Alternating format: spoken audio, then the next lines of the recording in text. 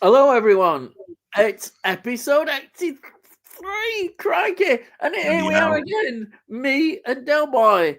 And hopefully you'll enjoy your time with us. Or perhaps you won't, but hopefully you will.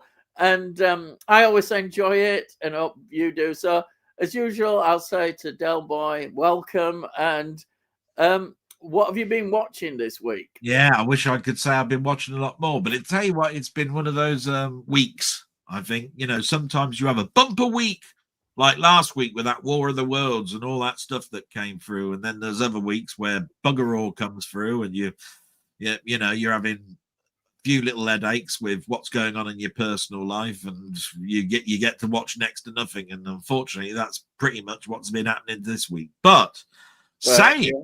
saying that. One of the things that I texted Ian about actually is there was somebody on YouTube that done a fan-made animation of an early episode in the epic story, the Daleks' Master Plan. Now, anybody who knows the Dalek Master Plan will know it was about 12 episodes long, and pretty much next to nothing of it survives when you consider that there's 12 episodes. I think there's 2 episodes, am I right in thinking, Ian, that got off? And somebody thought, I know, I'll do some animation. Now, that's not new either. I mean, if you go on YouTube and you type in Dalek's Master Plan, you'll see fan-made animation that's, about 10 minutes or so. But this guy did a part 1 and a part 2, and it's a whole episode.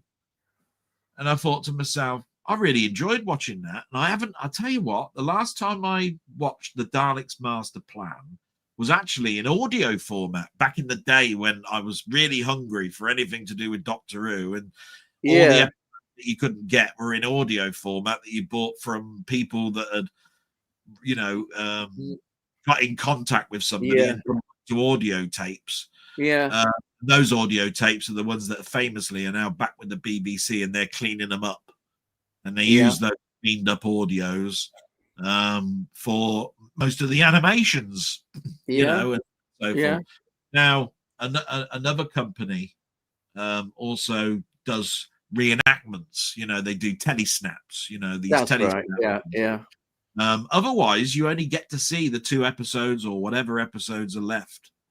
You know what I mean? In like things like the Dalek box set, and you'll get those 2 episodes or something, one episode of this and 1 episode of that. But it's an interesting story because it's 12 episodes long, and it goes over Christmas. So they really did pad it out. They did a special Christmas episode that doesn't even involve the Doctor. There's a load of people sort of like standing around talking to each other. It even brings back the Time Meddler. That's right. Previous story, Peter Butterworth, is it? I think reprising his role, and I think it's the last time you actually hear or see about Peter Butterworth as the Time Meddler after that episode. But he obviously did a impression on people in the episode that he was in. The 4-story episode that I think was the end of season 2, if I remember. It's the last story. And of course, Peter Purvis was quite new at the time. Now, the Daleks Master Plan is quite famous actually for being quite gruesome. I think there's 2 deaths in it. If I remember rightly, there's the death of the tribal sort of like warrior woman that came from the story previous, that was sort of like a god type thing. She wasn't a god, but she was a person who worshipped gods, if you see what I mean. And, I don't want to ruin it for you, but in the very early episodes of that 12-part series, she died. And of course, you've got Jean Marsh. Who's of course, she died in it in a quite gruesome way as well. So all I can say about it is it's a padded story, one that a lot of people want, and a lot of people also will never watch because it's long, padded, and they don't want to see telesnaps all the way through. I thought I'd give it a chance. Now, I gave it a chance because of that fan animation, but it also tied in with your starting of the era. I am, And I thought, why not? Now, if you count it, it's like 22 minutes and there's 12 episodes, right? Yeah. So it's taken up quite a bit, Yeah. of my time this week. So there isn't like an awful lot that's come through, but it's good because I've been watching that. Be quite honest. So I'll just turn off my background just to show you the 2 items that did come through this week. And there's not much, I can tell you. It's like slim pickings. But you've got The Conjuring Last Rites Steelbook. Yeah. Which, to be quite honest, a very lackluster cover, don't you think? I mean, a red blob in the center of but a black. It is quite clever, though, because you can see the faces. If you look at the black. Yeah, I'm just thinking it's not very adventurous. Yeah, you know what I mean? yeah. So there's the back of it. It's a good film. It's a film that came out this year. Last Rites, I think. Yeah, wasn't it? That was the one this year. I've not seen that one. No. But I'm far more excited by my Arrow purchase, which is The Apartment, which is a fantastic film. Jack Lemmon, Shirley MacLaine, they blow it out the park. You know how much I like Jack Lemmon. Yeah. It's a fantastic film. I like Some Like It Hot and all of that sort of stuff. So, it really is good. I mean, I could talk about it forever, that particular film, in regards to Jack Lemmon having the key. He's a nothing in this typing pool type thing. But all of these managers are having affairs with people while they're working in the city. It's very much a 60s bygone era. Where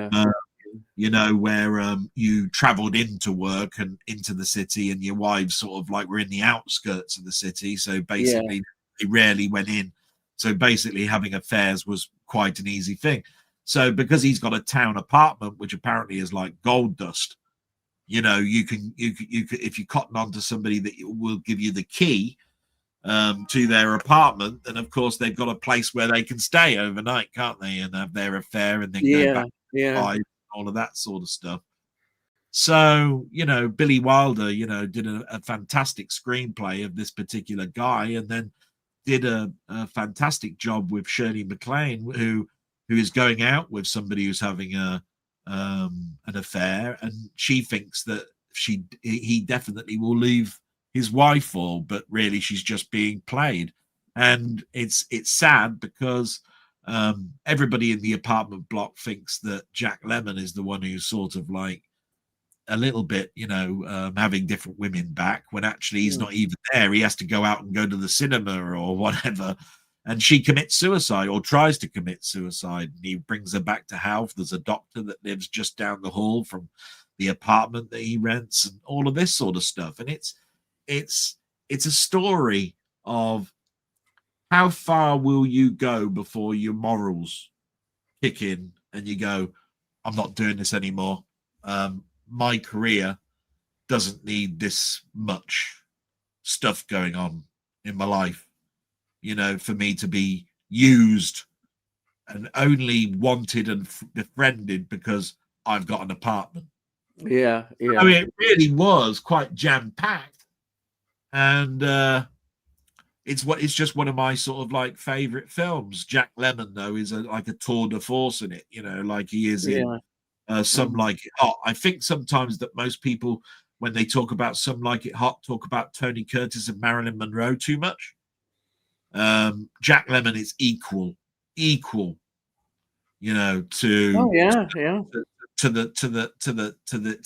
that particular film. You do need to have somebody you can bounce off of. Tony Curtis, I don't think, would be talked about too much in that film if it weren't for the fact that he had a Jack Lemmon next to him that he could bounce things off, In fact, actually, I prefer Jack Lemmon going out with the old guy who thinks he's going to be able to marry, than Tony Curtis and trying to go out with Sugar, which is Marilyn Monroe. And he thinks he's Shell Oil or something, and all of this sort of stuff. But even just mentioning those things makes you smile and laugh, which makes me think to myself, yeah, you can just tell that that's a humdinger of a script, isn't it? Really, just by making those two things up, Shell Oil. Yeah, yeah. Make you laugh. I mean, so you can imagine it's all based around as well the St. Valentine's massacre. Yeah. With the mobsters and the fact that they observed that particular massacre in the car park, you know, where they were trying to get a ride to go to their next music sort of like job. Yeah. What starts the whole thing off, and that's why they have to dress up as women and get a job, because there's very little that you can do with a saxophone player and a double bass player in apparently that environment at that particular time. So yeah, you know, getting women was difficult. Getting men was to a penny. Yeah. And that's what Sugar was saying. She said she keeps falling for the wrong type of musicians. It's always a bloke. It's always a saxophone player. Yeah. All of that sort of stuff. And that's why Tony Curtis decides, right, I'm going to change my stance a little bit. Yeah. I'll be a rich mogul in this Florida hotel and pretend I'm Shell Oil. And yeah. And then the comedy just goes from there. And it's great how they put in the St. Valentine's massacre into it. I think it's just a nice touch. It's a great touch. And got George Raft. George Raft, isn't it? Yeah. Wow. And he was, by all accounts, very much from a gangster background as well. So an interesting character is as an actor. Yeah. What can you say? Yeah. So, you know, so that's pretty much it from what I watched. Other than, you know, there's a lot of stuff that's on ITV, and to be quite honest, I've talked about them before. They're showing now Taken 2. They're showing The Lethal Weapons again. Nothing really exciting. They just go round the rafters. But I just want to reiterate before we go any further that both Ian and I don't do any blocking. We promote people to raise questions. You know, raise as many as you like, because having conversations between yourself is absolutely fantastic. But basically, we can only then deliberate on what you guys are talking about. Yeah. But the other thing is that please remember, though, when you are asking a question, even though it says ask us anything, there are other people that want to ask a question, first of all. And the second one is, if we're going to have to deliberate on something, it takes up a huge amount of time. And I'm just cautious about it all, just purely because there is a lot of people that have been coming here, for a very long time, and I don't want them eked out. You know what I mean? Everybody's got same equal amount of time to get a question to us, is all I want to say. That's what makes this a very fun channel to watch. And everybody's welcome, really. And everybody is welcome. Yeah. We think that, and I certainly think this, I don't know if anybody's noticed it. Anybody that wants to look in the chat at the moment, right, will notice that you've got numbers at the end of your names. Now, Cy Robson used to come in here, and I'm sure if I look back 2 months, it did not say 4080 at the end, right?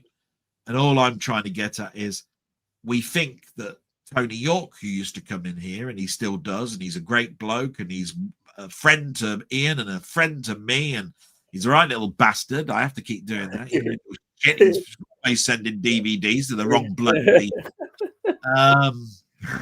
That's my rant out the way for him.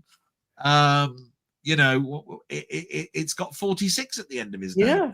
I've no idea where it's come from, but when you search for that in YouTube, it does not find his account. It does not find his account. I have no idea. So we don't know, but there seems to be something going on with people's names, or something going on with chat, and we think it's probably something to do with YouTube. You know what I mean? And we couldn't give his spanner back, which was sorry, Tony. We just couldn't give you his spanner. If anybody thinks that they're blocked, it's very easy to test this All you got to do is create yourself a new Google email account and then come in with that account into here, and then you wouldn't be blocked because your name's not blocked. Yeah. You see what I mean? Yeah. So only use that for chatting in here if you want, and we'll recognize who you are. It's just like if Sandra's watching, for some reason, Sandra's not been showing up. She could do that, couldn't she? If she is watching. Yeah. I know it's a bugbear, and it's like, oh, what a load of bollocks! I've got to go into here and create this account and all of this sort of stuff. But I think YouTube is just weird at the moment. I don't know anybody else that's having these problems, but all I know is you know, I seriously think that's what's going wrong. That's why Si's got 4080 at the end of his name. He never had that when he first came in here. We used to call him Si, all of that sort of stuff. I don't remember any numbers. Yeah.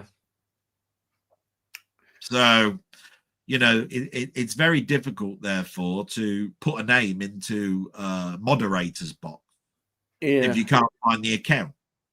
You see what I mean? Yeah. So, no idea. But whatever it is, Tony is still in the moderator's box.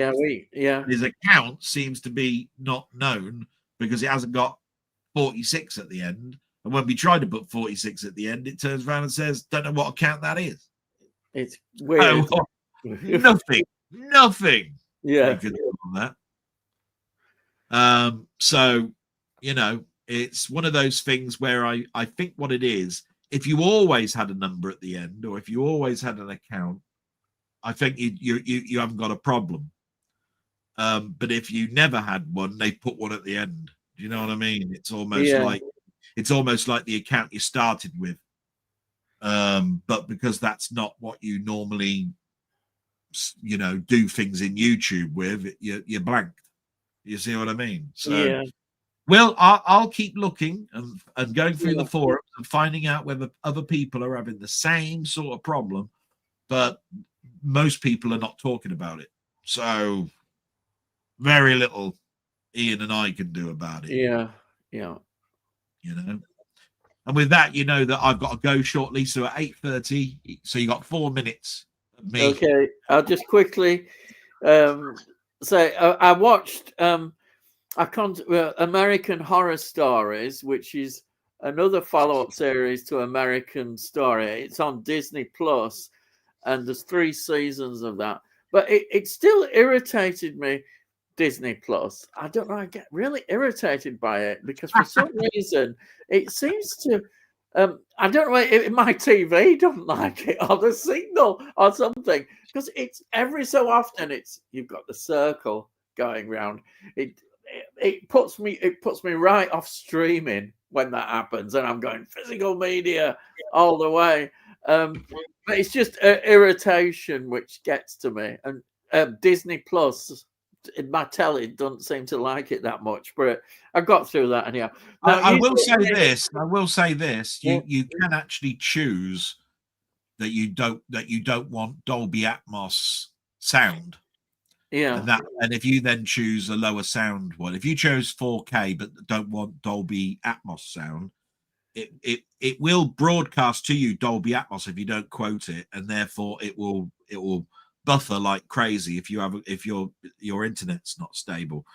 The best thing I can ask you to do is try saying you don't want to watch the 4K version, you want to watch the Blu-ray version, see if it buffers. Okay, I'll try that. But then go back to 4K and then see if it buffers, and then you'll know, because you can't get a fast enough stream. Yeah. It is. Because they always do offer people a non-4K version of the film for you to stream to, so you can always choose the lower one. I might have a look at that, see if I can do something. Yeah, it's only Disney Plus that does it. I don't. I say, it could be just their servers. It could be your internet. It could be your telly, like you said. Yeah, but I've got a feeling it might be that Sky upgraded. Sky did an upgrade, and the internet is not as good. It does go in and out. I'm paying. They said we were paying less money for it, and I think they've cocked it up. I don't know whether it's something to do with the signal outside, or I don't know, but it's not what it used to be. It used to be a lot better. Anyhow, then you sent me a film called Vicious, which stars Christine Arquette, and it was very good. It's a modern horror film, and it's a story with a box that comes across like that, and opens this box, and she has to put 3 things in this box, and it's a really good story. The more it unfolded, the more I got to like it, and because I was expecting it. I do like sort of, watching horror films, but sometimes they're not as good nowadays. But I rate this one. I thought it was a really good film. Then I watched another film, Tony York film, you might call it. Oh, bloody hell. Right, hang on before you start, right? It's Tony York Corner. I've got to go and look after my mum. Look, it's Tony York Corner, because I can now bugger off and look after my mum. The little shit. Sending you more bloody stuff to watch. No, it's still lots. And with that out of the way, I'll be back shortly. Okay. Right. Okay, everyone. So this is a film called Chucker. It's from 1967. It's got a great cast. It's got Rod Taylor. Oh, I always think straight away The Time Machine, but he did a lot more. But I always think of The Time Machine, so iconic. Then it's got Ernest Borgnine or Borgnine. No, I don't know quite sure how to pronounce that. He's an actor that pops up in so many things. He's really good in this. Loved him. And then the wonderful. He's almost getting to James Mason heights, and I think he is. It's John Mills. Again, John Mills, he can do anything. He's a fantastic actor. He was such a great actor. This time he's playing a very British character who's in America. He's had problems. He kind of got disgraced, sort of, and he's over here, and he's got his own way. He's got sort of problem. His character doesn't seem to be such a nice character, and he's very good at it. But we learn why he is like he is, which is one of the sort of great twists. The other thing about this film is, as a Western, it's all set in the Indian Wars, and we get the Indians winning. This is a Western where the Indians, it's a massacre, but a lot of films, it's always, they always get saved at the end. The cowboys and the cavalry, everything. Not in this film. The Indians do their massacre. They do exactly what they want and get all this. They get all the things from the fort, steal it all, and set it on fire. Absolutely wonderful story. Absolutely, I thought it was great to see that. And say John Mills, I think he's really what a great British actor he was, and I loved it. Rod Taylor, yeah, he's good, but I always think of him as saying Time Machine. But there we are. So there's that one. Now this arrived. I saw this really cheap, and it was sealed as well. I think it was about £3. And it's Ghostbusters 1 and 2. And I thought, I haven't got this in my collection, which might surprise people because these are popular films.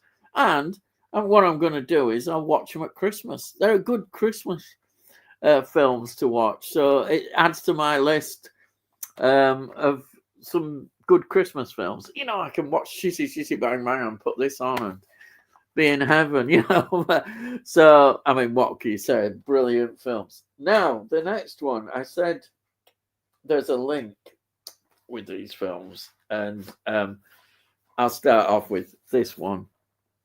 It's The Craze. The Craze, this is from 1990. Now, there is another film about the Cray twins, which I really liked as well, which was Legend from 2015 with Tom Hardy. I find it difficult to choose both of them. I thought Legend was so brilliant because of Tom Hardy's performance, doing both twins. Wow, what an absolute brilliant performance! And therefore, I've never seen this one, and I thought, oh, is it going to be as good? But I was impressed with it, and it's got two brothers in it. It's got Martin Kemp and Gary Kemp, who are from, of course, Spandau Ballet, and their performances are great. They're absolutely fantastic. I think Gary Kemp as well, particularly playing, very much the psychotic character. I think it's Reggie. It was the one who's pretty screwed up. I may be wrong there. It's Ronnie and Reggie, but he's the screwed up one. He plays a screwed up one who is the one that ends up causing so much of their problems in a way. But they're both vicious psychopaths. I think that's the best way to describe them. And in the end, everything caught up as it would. Justice did get it. So they killed somebody quite viciously. And this bloke was called McVitie. And it's played by Tom Bell, actually. In this, Tom Bell plays McVitie. And apparently, I've never watched this series, but he was in a TV series called Prime Suspect with Helen Mirren, which was quite a big series. And he was a regular in that, apparently, from 1991 to 2006. And the other brilliant actress in this as the Cray brothers' mother was Billie Whitelaw. Billie Whitelaw, she's really good actress. I like Billie Whitelaw a lot. She's done some great performances, and she's in this. The whole feel I like. They've caught so much of that 60s feel. Well, it starts even goes right back right from the birth, 1936. We get into First World War. Is it 36? I think it is. It could be 33 when they're born. I think. We get into 1936 is what it stands out, and we see where they come from at the wartime, the background. It's all to do with the mother. The mother. If you notice, in all these sort of areas and the streets when they were out fighting, their father apparently was a draft dodger. I call it a draft dodger. He wouldn't join the army. He was hiding out. He was hiding out in the house. They didn't have much respect for him, the father, at all. But it was all the women who were strong. All these came from strong women, and she clearly has a massive influence over these two, and the way they were. Absolutely just great performance, and the detail of the 1960s, absolutely fantastic. And what happens basically is that they're pretty vicious kind of people, psychotic, as I say, and they buy a club in the West End. It becomes quite a big thing, this club, and in fact, they kind of not want to live this glamorous life, and you've got sort of people, stars and that, visiting that. They loved all that attention, but of course, the downfall is this murder they commit with these group gangs that they've got, and it's just such a really good film. I was very impressed with it. But when I say the link to the next film is interesting, because you might wonder, what is this film linked to this? And I thought, I'll watch this film. Now, I always wondered why Barbara Windsor had a connection with the Krays, and because I know she went to their funeral of them. When they're down. Yeah, because the film as well ends when it was, I mean, it was made in 1990, and they're both still alive. As it says on the credits, they both were in prison, and of course they died not that long after.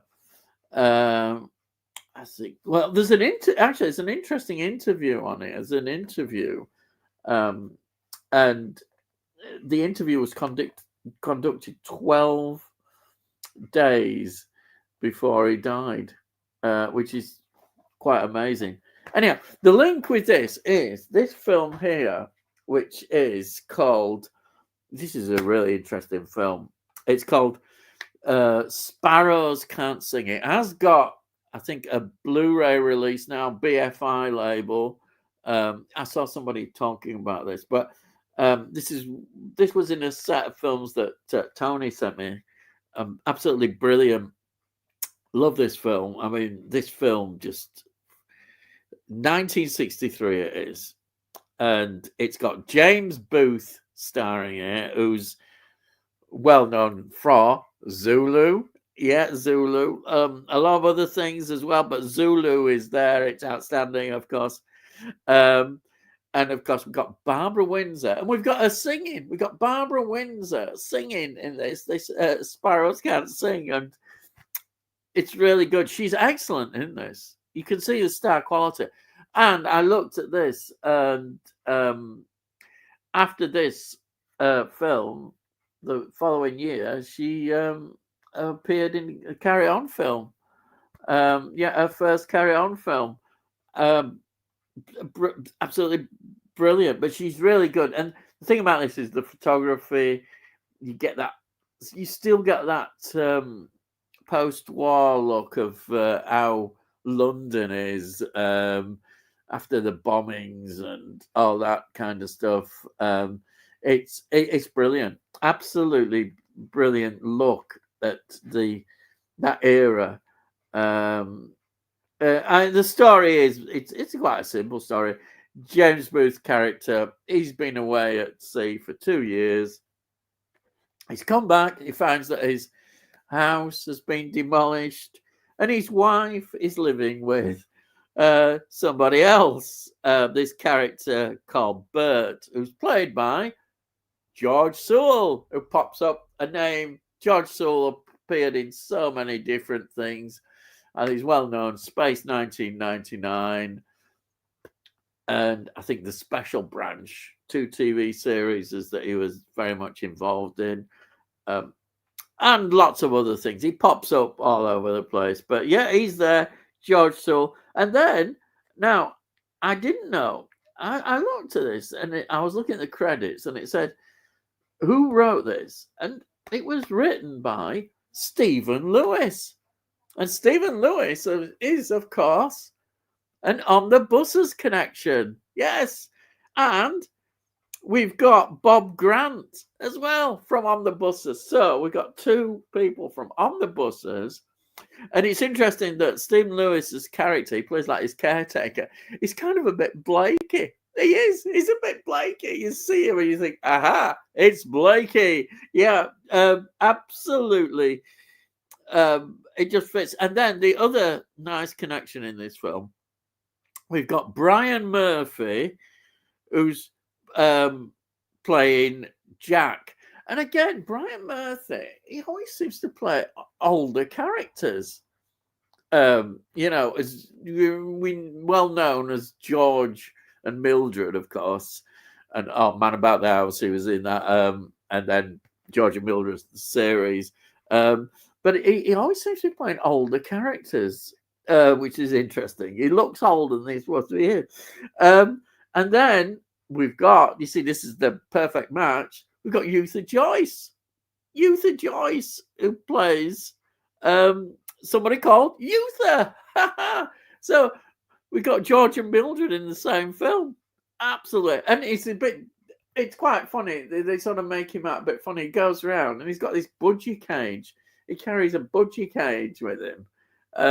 It's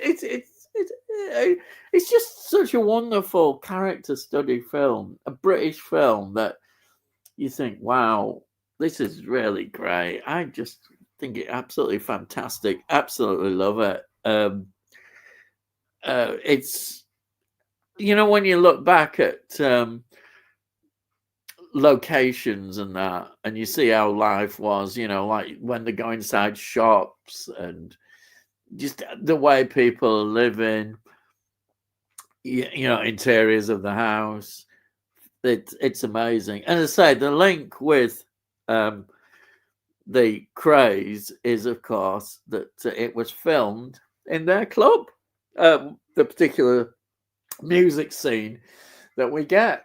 So you get that nice connection. And because I always wondered why Barbara Windsor was connected with the craze, and she must have got to know them a bit, I think, through this. I say, I remember seeing her at funerals, and, you know, wondering what her connection was. So I kind of solved that. I found out that there was a big, strong connection between them, which I think was really good. Yeah. So I think that's it. And we ought to get on with some of the questions and comments and what have you. So we'll see what we've got here. So the first one is Acres of Movies. Stacey, hello. Stacey, it says, hello and thanks, Ian and Del. The reports are in that Danielle Dedenweller from Till will be in the new X-Files project. Have you seen her before? And do you like that actress? I've not seen that at all before.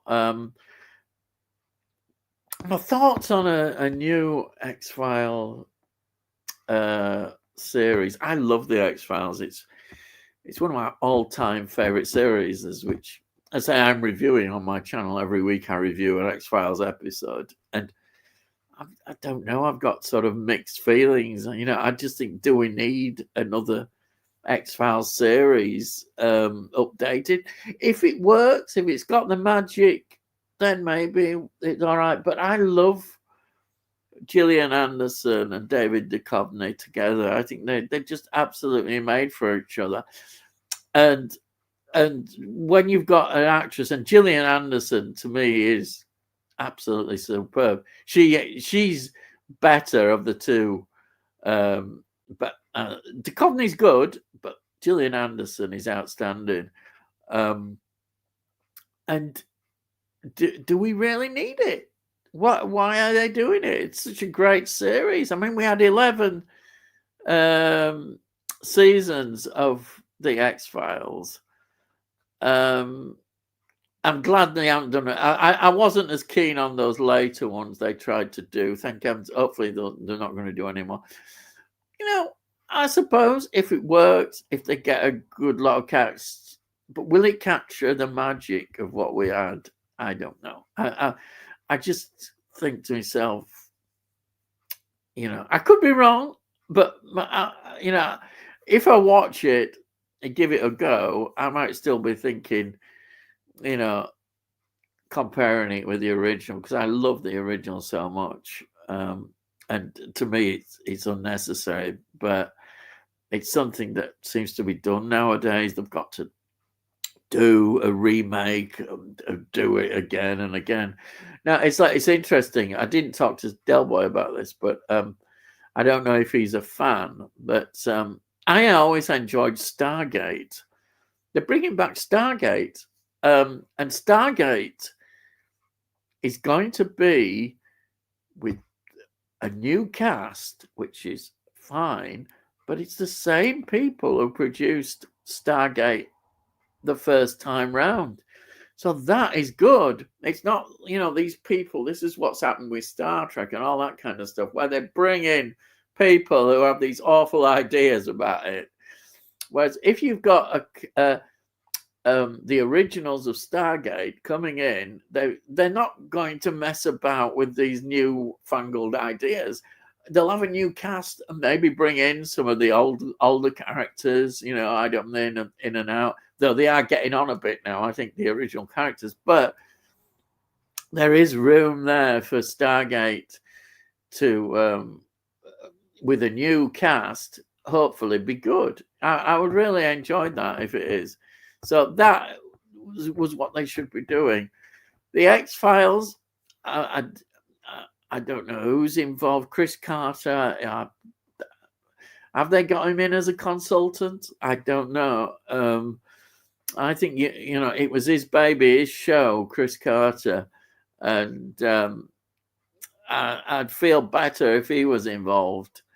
As I said, they came back, did those extra seasons. I don't think they were quite good. There were one or two that were had a bit of the magic, but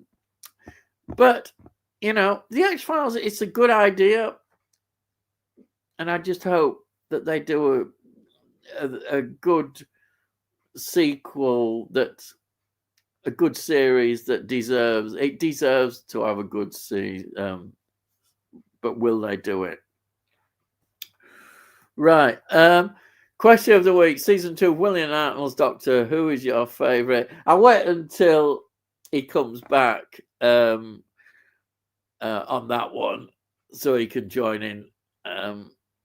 It's actually, the thing is about this Season 2, it's the only black and white stories that have been released as a whole season. It was the most nearest that was complete as well. There was only The Crusades, which has 2 episodes missing. And it did get one of these special releases. So it's something you can judge and look at. But anyhow, we'll go into probably that. You know, it's a good season, definitely. Then we've got Cy saying, "Evening, gang. Hello, Cy. Welcome. Yeah, good to see you in here." And then we've got Jim Jam. Yo, guys. Happy birthday again. We've seen your birthday videos, and you look like you had an absolutely brilliant time. Good luck to you. And it was just good to see you enjoying it with your family and everybody. Fantastic. Really put a smile on my face seeing your videos. Well done, James. Absolutely brilliant. And the big 40 as well. 40, eh? Yeah. Wait until you're 65 like I am. Then you'll know what it's like to be old. And then Rocket Bunny says, "A very good evening, guys and chat." Good evening, Rocket Bunny. Yes, welcome again. And then we've got Tony. Hello, Tony. Thank you for joining us, even if you haven't got the spanner, but he went on about it. And anyhow, we'll forget about the spanners. We won't drop any spanners or whatever. So he says, "Good evening, Ian and Dale and chat." Well, thank you. And then we've got Cy saying, "Oh, no, Tony Hawk, still haven't got his spanner back." Yeah, we've got the spanners now. Don't worry. It's one of those things. It's just one of those things. But anyhow, don't worry about it. You're still moderators. You can still keep an eye on the chat as well. So, yeah, that's it. Rocket Bunny 71. I've got the 5 CDs of Dalek Master Plan. I haven't listened to it in ages. Some episodes are great, but in honesty, there's a lot of padding in it. Some very dramatic moments also, though. Yeah, I've never seen it, and you know, I can understand. It's a hell of a lot of episodes, and I honestly think they would be padding. It's it's like, I love the War Games because you get 10 episodes, but some bits are rather repetitive. But I forgive it because I love Patrick Troughton, and seeing any Patrick Troughton is fantastic. I'd like something about the edited version they did of the War Games was a very bad edit, but maybe they could have done a longer edit to it. I don't know. I do personally. I'd rather see the whole 10 episodes, but that was rather a lot.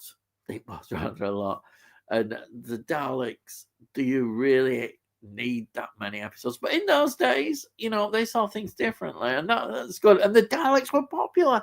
The Daleks were iconic in Doctor Who. They were the thing. This is what the exciting thing, plug about my review, is going to be this week, about why the Daleks were so important to Doctor Who. Because you look at the first Unearthly Child and the 100,000 BC stories.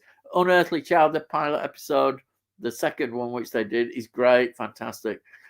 But I'll be honest, the story that they do, the Stone Age quest for fire, trying to get the two tribes and the fire, it's not brilliant. It's not brilliant. And you think to yourself, thank God for the Daleks, because the Daleks come the week after that's finished. It's the Dalek story, and the Daleks changed everything in a big way for Doctor Who. They became iconic cultural icons. They were massive, the Daleks. They saved Doctor Who from becoming just another footnote in history. If they hadn't been the Daleks, would we be talking about? We'd say, oh, that was a nice one season or one series story. The Daleks changed everything. They did. They absolutely changed everything for Doctor Who. But and that's why I think the BBC went mad. That, oh, why not? Let's have 12 episodes of the Daleks. Wow. Could you imagine 12 episodes? Yes, exactly. There's bound to be a lot of padding and stretching out, but they wanted to cash in on the Daleks. They certainly did. The first Dalek story is very interesting, as I will go in. And then we've got Sai saying, justice for Sandra. Yes, I agree. Justice for Sandra. I'm sorry if you're watching, Sandra. Yes, I know Delboy explained it, and we wish we could do something about it. I thought that I'd start early. Yeah, that's it. And then Tony says, I thought I'd been banned altogether when I typed, good evening. A reply flashed up. Error. Try again, lad. Well, there you are. Yes. I know the feeling. You think, oh my God. Yeah. But no, we're all right. You may be spannerless, Tony, but you're still here and you're all right, lad. And forever the anarchist. Yes. Oh, yes. And then, yes, Delboy, The Apartment is a pure classic. Yeah, Delboy, you can tell he is a massive, massive Jack Lemmon fan. I'm surprised he hasn't done sort of more like Jack Lemmon things, but he can't. I suppose, we know with his time and that he's quite limited, that he can't do as much. But I'd love to see him do more of the Jack Lemmon things, films of Jack Lemmon. But anyhow, that's it. And then I was going to set up a protest group. Free the Ramblings too. Me and Sandra. Oh, yes. I like it. I like it. Brilliant. And then Si says,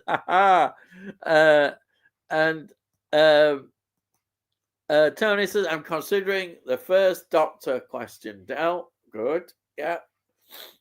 I know what mine is, I think. And then Rocket Bunny, I never answer Del's questions when he's back from sorting his mum. Yeah, we'll answer it when he comes back. Don't worry. And then Rocket Bunny says, first question I have is to ask, how are you doing, Ian? I'm doing okay. I've had some various health problems as usual, but they've moved forward a bit and they've not been a month. The nurse came today and I felt we'd got somewhere with how to go about with the sort of healing process. So I just hope that the healing will work. It's always the thing. You think you've got there, and then it all comes back again. But I've not had as much pain this week, which has been absolutely fantastic. And I've not been sent on any ridiculous missions. Like they sent me a few weeks ago to the chiropodists, and then she said, "Oh," the nurse said to me, "Oh, you need to go back to the chiropodist so she can have a look at why under your nails it's not working under your toes." And I thought, blimey heck, I'm not going up there. It's the other side of town. I don't see the point of going there. Look, 2 minutes, all the time that I have to waste getting there and back, and I'm freezing and pissed off. I'm not going. So I told her, I said, I'm not going. And says, this is ridiculous. And she agreed, and then it's all been cancelled. Thank heavens for that. Because there's no worse than you put in all this effort, you go somewhere, you're there for about 2 minutes. Oh, that's this, and that, bye. And you're thinking, no, I'm not doing it. So I rebelled. The rebellion began. I said, no, I'm not doing it. I just said that. I am not doing it. So I didn't. That's my health report. And I felt better because I thought, why in life should we do things, be forced to do things that we don't want to do? I know sometimes we have to do things, but this seemed totally unnecessary, complete waste of time. And at my age, I'm thinking to myself, why should I be doing things I don't want to do? What when I know they're a waste of time? You know, I've gone so far, so I'm not doing it. Anyway, I'm nearly ranting away there. I've got into a rant about my health, but it drives me mad when people can't see the logic behind things. You know, it's perfectly logical to me. Right. Has anyone been to watch Sisu 2? I'm gutted that it's got a small release. It's getting on one screening day at 21:15, which is a bit late for getting home for me. Oh, I'm sorry about that. You know, I've not seen that first one. And apparently it's supposed to be good. It's quite it's pretty bloodthirsty, isn't it? It's quite a vicious sort of film. But a lot of people really like it.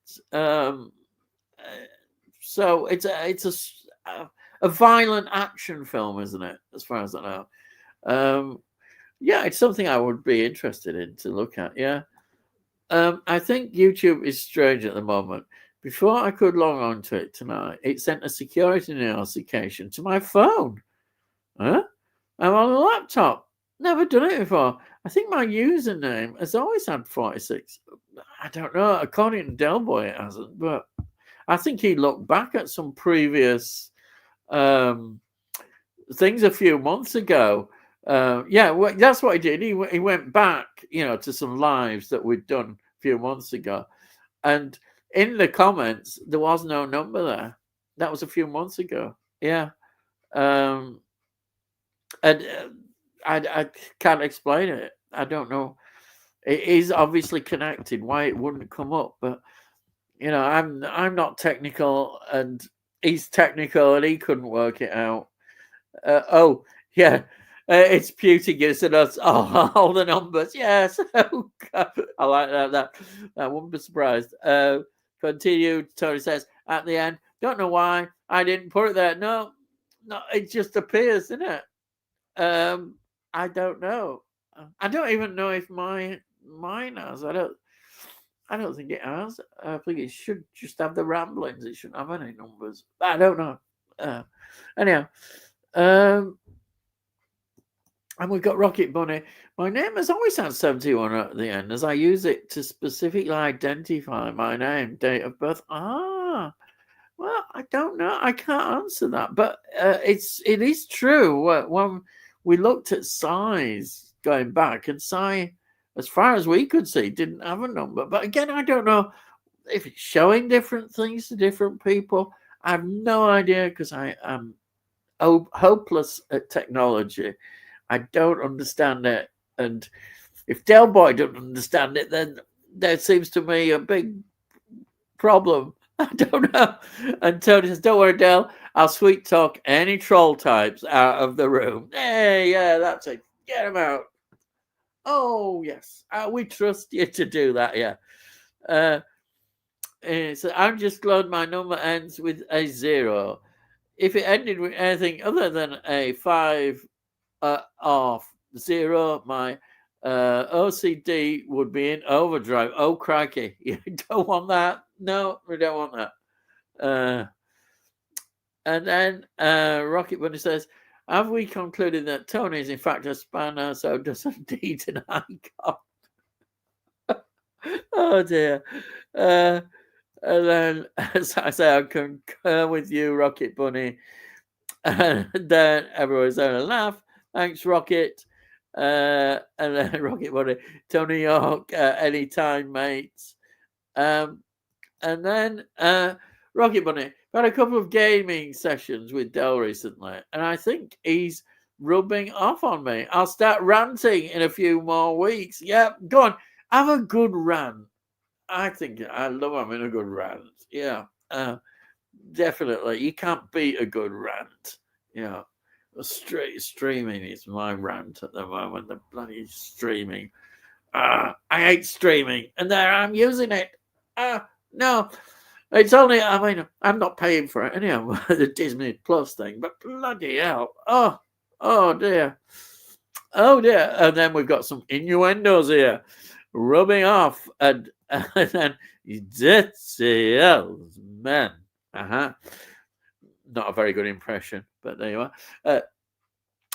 Tell you what, Chuka is a different type of Western, Ian. Don't see John Mills in Manic. No, it's true. I thought John Mills could do anything. He can. He's a superb actor. He really was. One of the all-time greats that I think people forget about nowadays. We all look at these actors and, because they're older and that have you. But these were extremely talented people. As I say, James Mason, big fan of James Mason. But John Mills, I just think is in the same league. He's if anything, John Mills is even greater. I mean, a long life. He was still acting for many, many years. He lived a long life, and he was a great actor. Absolutely, he could do anything. When you can do anything, that says a lot, doesn't it? I mean, there's some actors you see, and there's a lot of modern day actors as well. Some of them. They just do one kind of role, what they're in, they know they're kind of safe, and that's it. That's it. They just do the same kind of role, yeah.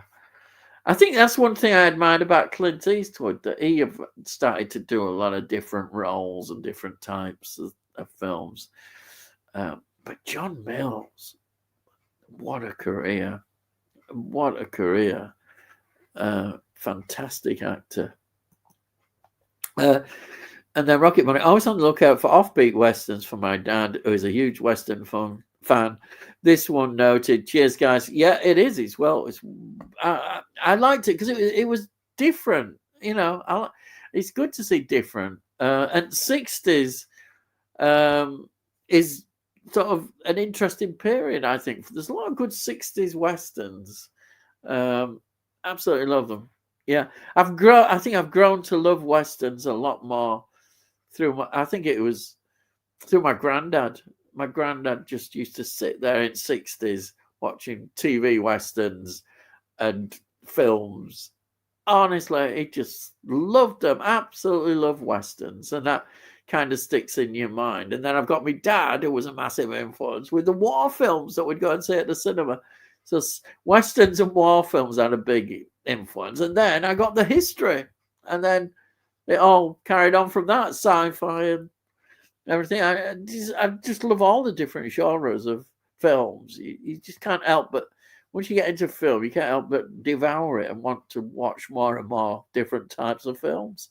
It says, if he likes British actors in westerns, Rocket, you could try Shalako. Yes, Sean Connery. We watched that not that long ago. Jack Hawkins and Eric Sykes. amongst a great cast. It is. It's a great film. That's another one that you sent me, Tony. Absolutely wonderful. And then we've got Jamie saying, "Good evening, Randall and Upkirk." Well, who's the dead one? I suppose it's me who's the dead one. Yeah, thank you very much. And then Jamie says, "Evening comments gang." And then Tony, I thought it was more like Men in a Suitcase. Oh, not Man in a Suitcase. Good one. Yeah. Evening, Jamie, Tony says. And then evening, Muck. And thanks, Tony. Noted Shalika. Is Connery playing a Yank? He doesn't do accents, does he? Yeah, I won't dare do a Sean Connery impression. He's not very good. I've tried. Some people are very good at doing Connery impressions. I've just seen that the actor Jack Shepherd died the other day. Jack Shepherd, was he the TV actor? Is that the TV actor Jack Shepherd? Oh, I do remember in the 70s quite a bit. He's probably done a lot more. I don't know. Oh, perhaps it's not. I don't know. I'm sure you'll explain everything. I'm sorry, I didn't know that. I had some good news on Monday. My biopsy results came back, and it's not skin cancer. Brilliant. It's still some damage, but it's hopefully treatable with a cream. Oh, that Jamie, that is absolutely fantastic news. Really, that is great. Honestly, fantastic news. Absolutely wonderful. I'm so pleased for you because it that worry and having it's gone now. Fantastic. I'm so pleased for you. Really, that's great. Tony says, long time since I saw it, Rocket. He plays a cowboy, a guide for European game hunters. Yeah, can't remember his accent. That's good news, Rocket Bunny says. Yeah. And Tony says, great to hear, Jamie. Your favourite Dirty Harry franchise scenes? Oh, crikey. I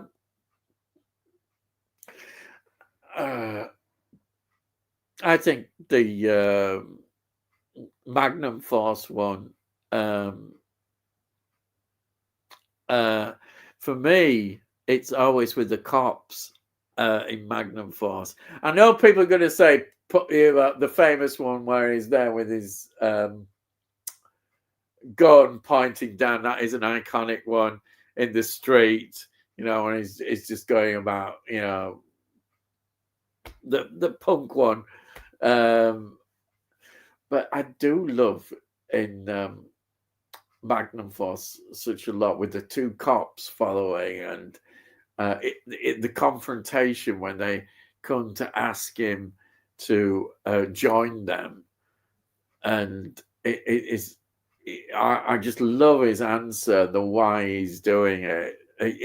It's the essence of the film, which is very different from his take in Dirty Harry as Harry Callahan. Absolutely love it. And these two cops are so badass, really.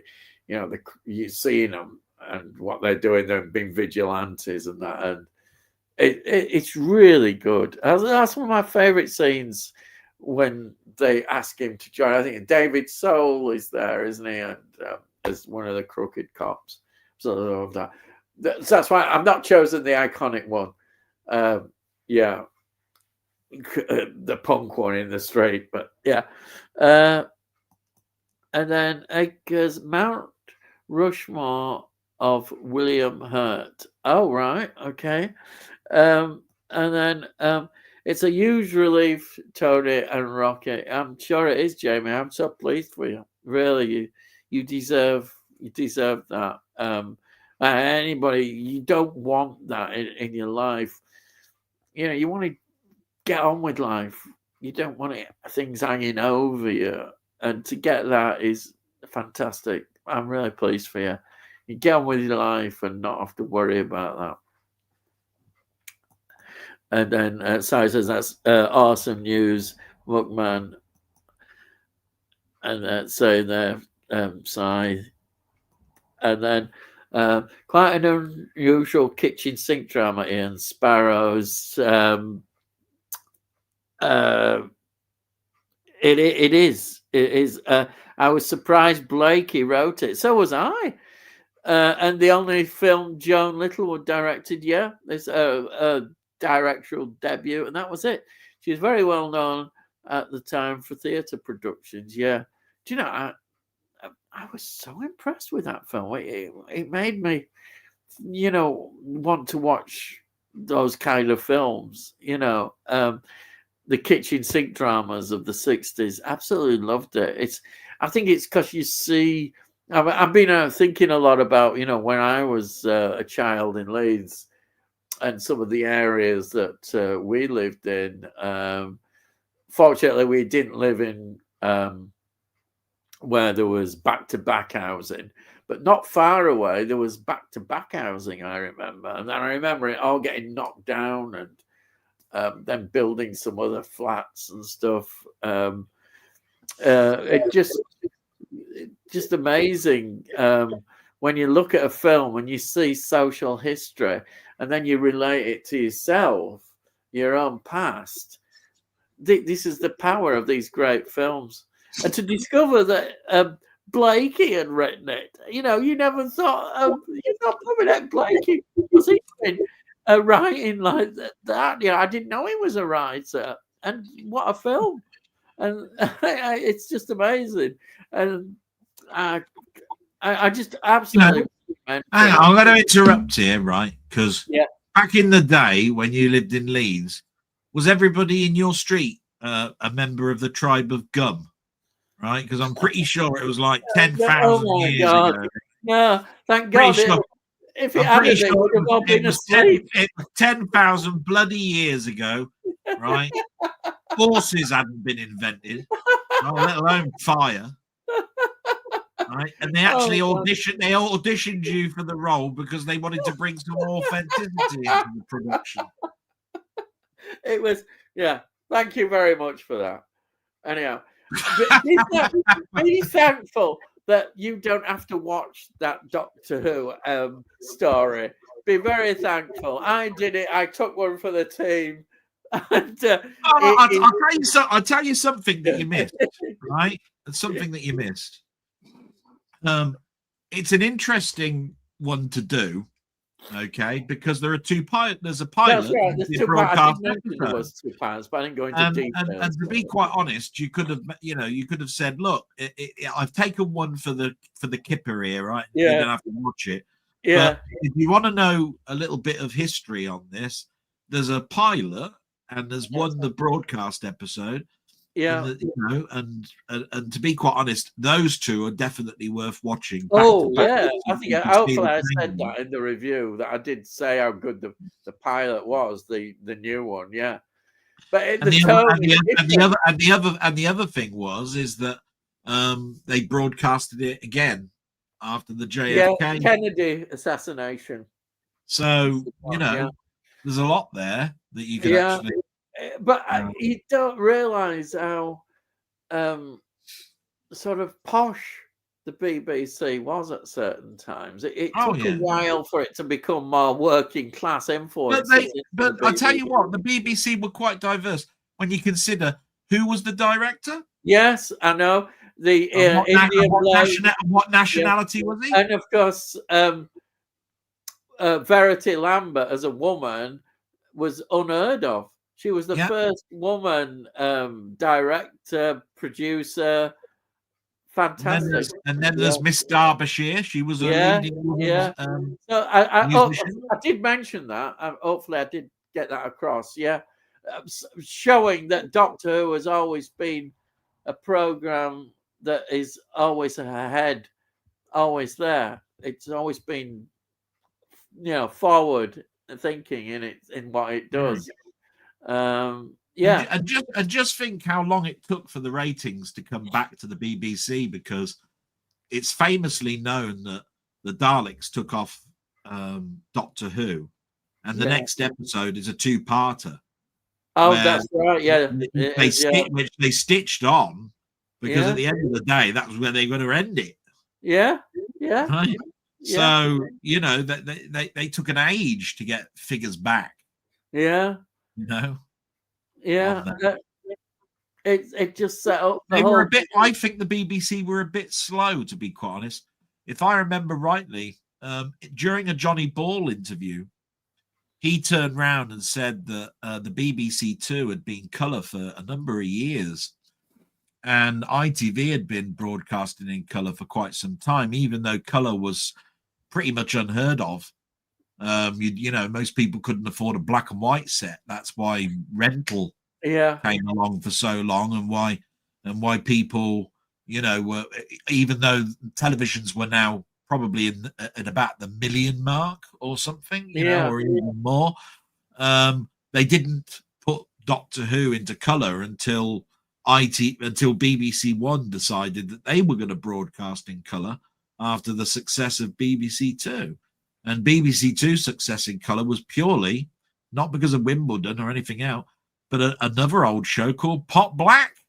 That was the reason why that's the reason why they continued in colour, because that was the leading show on BBC Two for a number of years, which is why you've got that famous line about the colour business. I know. Those people are watching in black and white, it's behind the yellow or whatever it is. I mean, it was a stupid bastard who said that.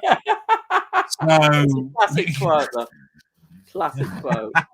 I reckon that was your dad who said that. But anyway, I mean, he came from Leeds anyway. Do you remember your first colour telly? I remember the rented colour telly. We moved from our house, our original house, to where I am now in 1977. And my father had been working at the factory that he worked at until he retired. Basically, he was a union rep and all of that sort of stuff. And when we moved in, he upgraded the telly at the same time, and it was a colour telly. And we kept that telly until about 1980-81, where we went back to, I think it was multi-broadcast. It wasn't Wimbledon. Broadcast. And hired one with a remote. The remote had a wire, but it broke. The telly broke in the first 2 months of us having it, and they gave us another one, and that one was a remote without the wire. And we had that then telly until we decided to buy one. And the first one we bought happened to be an X rental from multi-broadcast. Until that point, our tellies had a wooden surround. They had that imitation wooden surround. And the next telly that we had was a black surround telly, but importantly, it had teletext. It was CFAX really, because I think ITV hadn't quite broadcasted the teletext. Teletext was massive, wasn't it? But my dad wanted it. I swear he wanted it because he wanted the football results and the horse results. I swear that's what he got it for. He said it's because I badgered him. I said, but we were always wanting to know the football results because of the pools. It was always, what are the polls numbers this week? That was important, very important. The polls. And then, I mean, we did have digital teletext, even though the signal sort of went for a while, and that was around for the lottery numbers. And then basically the internet killed it. That was the end of that. Well, it wasn't the internet that killed it. I mean, it was on its sort of last legs, to be honest. But all along with the switching off of the old UHF signal, and moving to digital didn't help. It killed it. And even those early boxes had a digital text service. The thing I feel sorry for is they keep threatening to turn off the automatic teletext broadcast signal for the people that are deaf. And I feel, and I keep, they keep turning it off, and they keep saying it's because the transmitter that transmits that is on its last legs, and it has to be rectified, and then it has to be tested, and then it's broadcasted on, and then it goes down again. And I've got a funny feeling you're just finding it too expensive. You're not sent. You've got bloody engineers. I'll tell you what, if the whole of London turned around and said, "We've lost the BBC signal," you'd have it back up in about an hour. Yeah. Don't give me that bollocks. Yeah, it's this is the BBC going. If you live in the sticks, that's it. In the sticks, you've had it. You know what I mean? So this is where I go. The budget today was a laugh. Sometimes the BBC are a right bloody blood and muppets. They're a laugh. They all keep hiding behind. We haven't got the money and all this. Everybody, anyhow. The end is getting near, anyhow. So they're going to keep bleating. The end is there. Anyhow, we've got Jamie here. He's going, bloody budget sucked today. £2,000 gap on salary sacrifice is a shocker for anyone wanting to save for retirement. Yeah. I think a lot of people, the budget, they've just taxing the pension. That was another one. Yeah. All sorts of crap. So you tax me all the way through my working life, and then when I've got a pot of cash, you bloody go and tax that. Tax it again. Yeah. Very much. Yeah. And then all of this, go electric. Look, we're putting all these electrical things out there, and we're not going to charge you. And then there's some bloody chancellor comes along and says, well, you use the same roads as we do, actually. And of course, we've got a big problem with potholes and everything. So because you use it and you cause the same damage as a petrol car, we'll think we'll charge you on a mileage-based system on electrical cars. What a load of shit. Yeah, it is. Bollocks. Tony says, I thought the mansion tax was a good move. £2 million plus properties being charged extra tax on top of standard council tax. Yeah, unless you live in a council house that's got the house name mansion, and then you're stuck, don't you? Right? Right, because you ain't got a bloody chance. Then you're being double taxed. They'll do it. They'll do it. And then Tony says, in my opinion, very high earners should be taxed more. I saw a report of a guy with a reported fortune of 33 billion threatening to move overseas if he was taxed more. Greedy bastard. Should start a GoFund. Yeah, there is a lot of greedy people. That is true. And then Rocket Bunny, I'm not the biggest X-Files fan here, and I know I was praising the X-Files, but I've watched all the series on DVD a few years ago. However, I lost interest when Duchovny left after season 7. The chemistry of the two leads was everything in my view. I agree the chemistry was everything, but I still maintain that Gillian Anderson was the better actress. Most definitely. By a mile. She's the other thing about it was when it did get to season 7, by that point had she'd given a child in the show. I think she had a child. We're getting nearer to that storyline now in my reviews. And so the will they or won't they sort of like story sort of died a death, and then you really don't have much after you've got a child and all of that sort of stuff.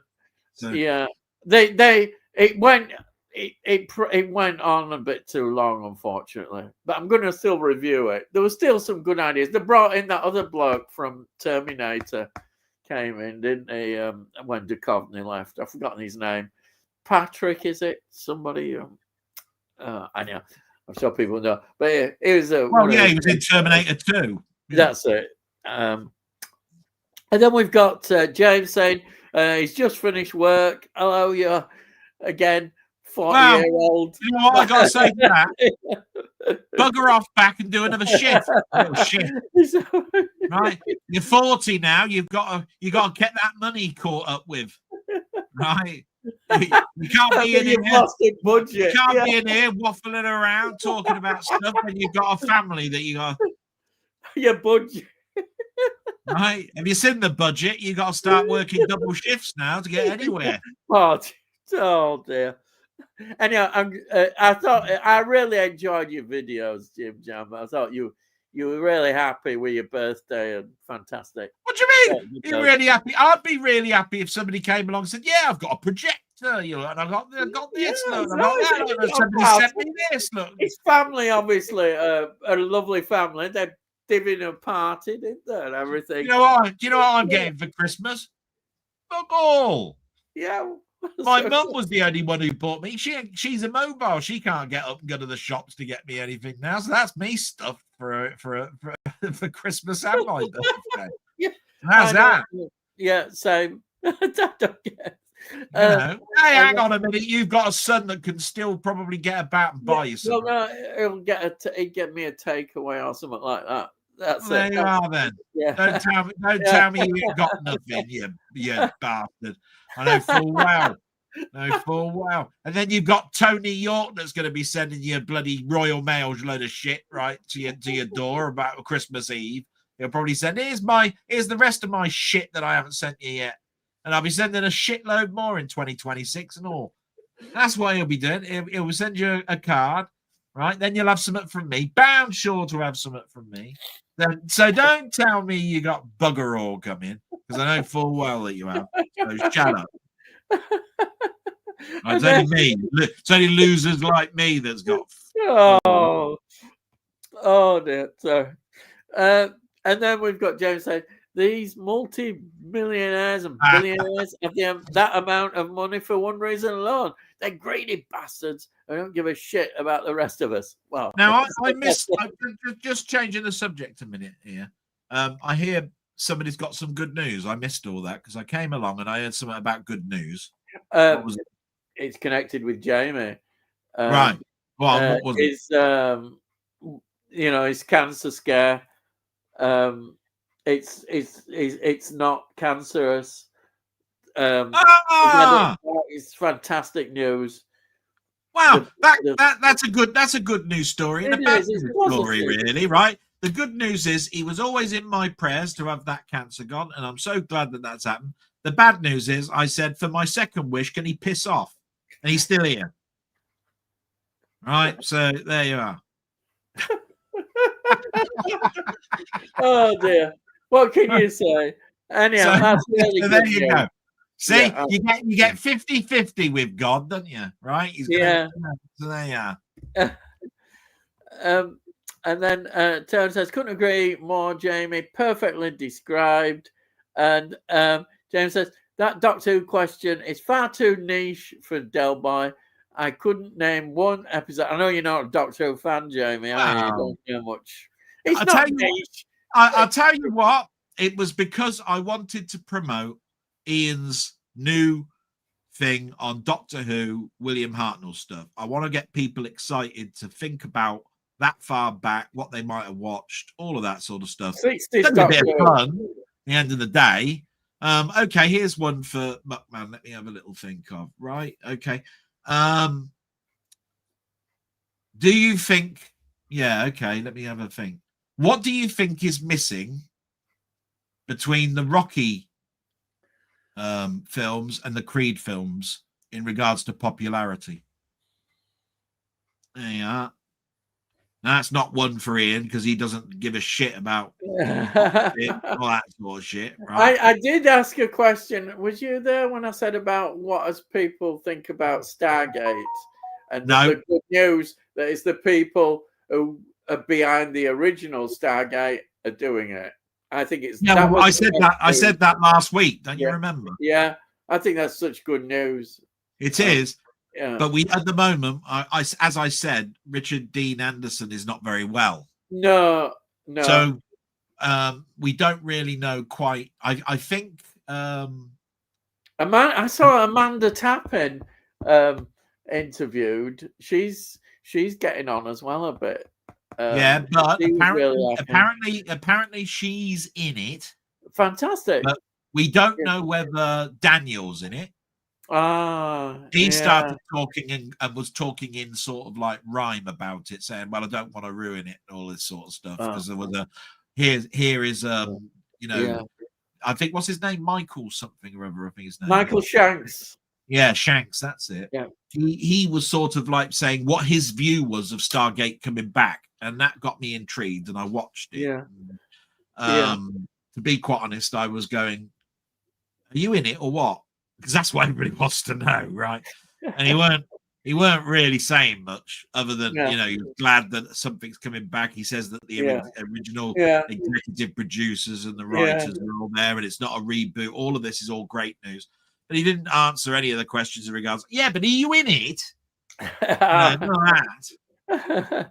You know what I mean? And then there's of course there's the people that think Stargate Universe was the biggest pile of shit going. Yeah. And then there's the other side that say, no, actually, if you watch it again, you'll find that actually it was very entertaining and was quite good. So I think Sky ruined Stargate Universe. They were heavily promoting it, and then they basically stopped heavily promoting it totally after around about the fourth episode. It got 2 series, didn't it? Yeah, only 2, unfortunately. But anyhow, it's fine. Let's get some more. Sorry, I just had to check which stories were in series 2. Wasn't 100% sure. Right. Okay. And then we've got tax thresholds. What about it until 3021? Is this a budget special? Because I can tell you what, right? Disgraceful self-tax that just sees us paying even more tax. I might go and get a minimum wage job. Well, there you are. You tell them. Can you go back to the original advert for this live stream tonight and put the budget special or something? I should have done, shouldn't I? I did. You know what I mean? Yeah. And then we've got Wee Bob Art saying, hello, Ian and all. Hope you're all doing well. Welcome, Bob. Welcome. And then we've got Rocket Bunny, hi, Wee Bob, hi, Jim Jam. And don't agree with the threshold staying the same. It affects lower earners much more, Tony says. Yeah. All right, Jim Jam and Bob. And then Rocket Bunny. Oh, I had an error with a comment earlier also. I thought it was just my end, as at my parents' house this evening. Yeah, there were about these errors. And then Tony out says, Bob, no, Rocket, I think YouTube is messed up. We know it is. We, Bob, Ian, you need to give what's that? A pluribus? A new Apple? Oh, actually, you need to give pluribus a new Apple TV show. I'm sure Dell might be able to get you the ability to see it. It's fantastic so far. I think you would like it. It's based on what I know. It's an alien invasion story with relatively novel ideas that are just hilarious.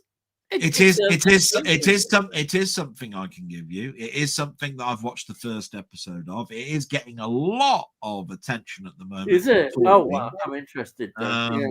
It's just one of those things where you do need an Apple TV box, and I haven't got that. And, you know, I can get you that. Yeah, yeah. I'd like to see good quality TV shows that they're not just churning out. Good quality ones is great. I'm all for that. Even though I had a rant about TV shows, I still think, you know, if you do that was to do with Alien Earth, wasn't it? Yeah. You know, if we get a good quality show like that, then that's fantastic. Wee Bob, is Pluribus the new Vince Gilligan show? I don't know. Is it? Like I said, I'm not that great with names, but I think it is. Yeah. I mean, I know what Pluribus is. Yeah. Add to Google that, though. I'm one of those people that's not great with names. Yeah.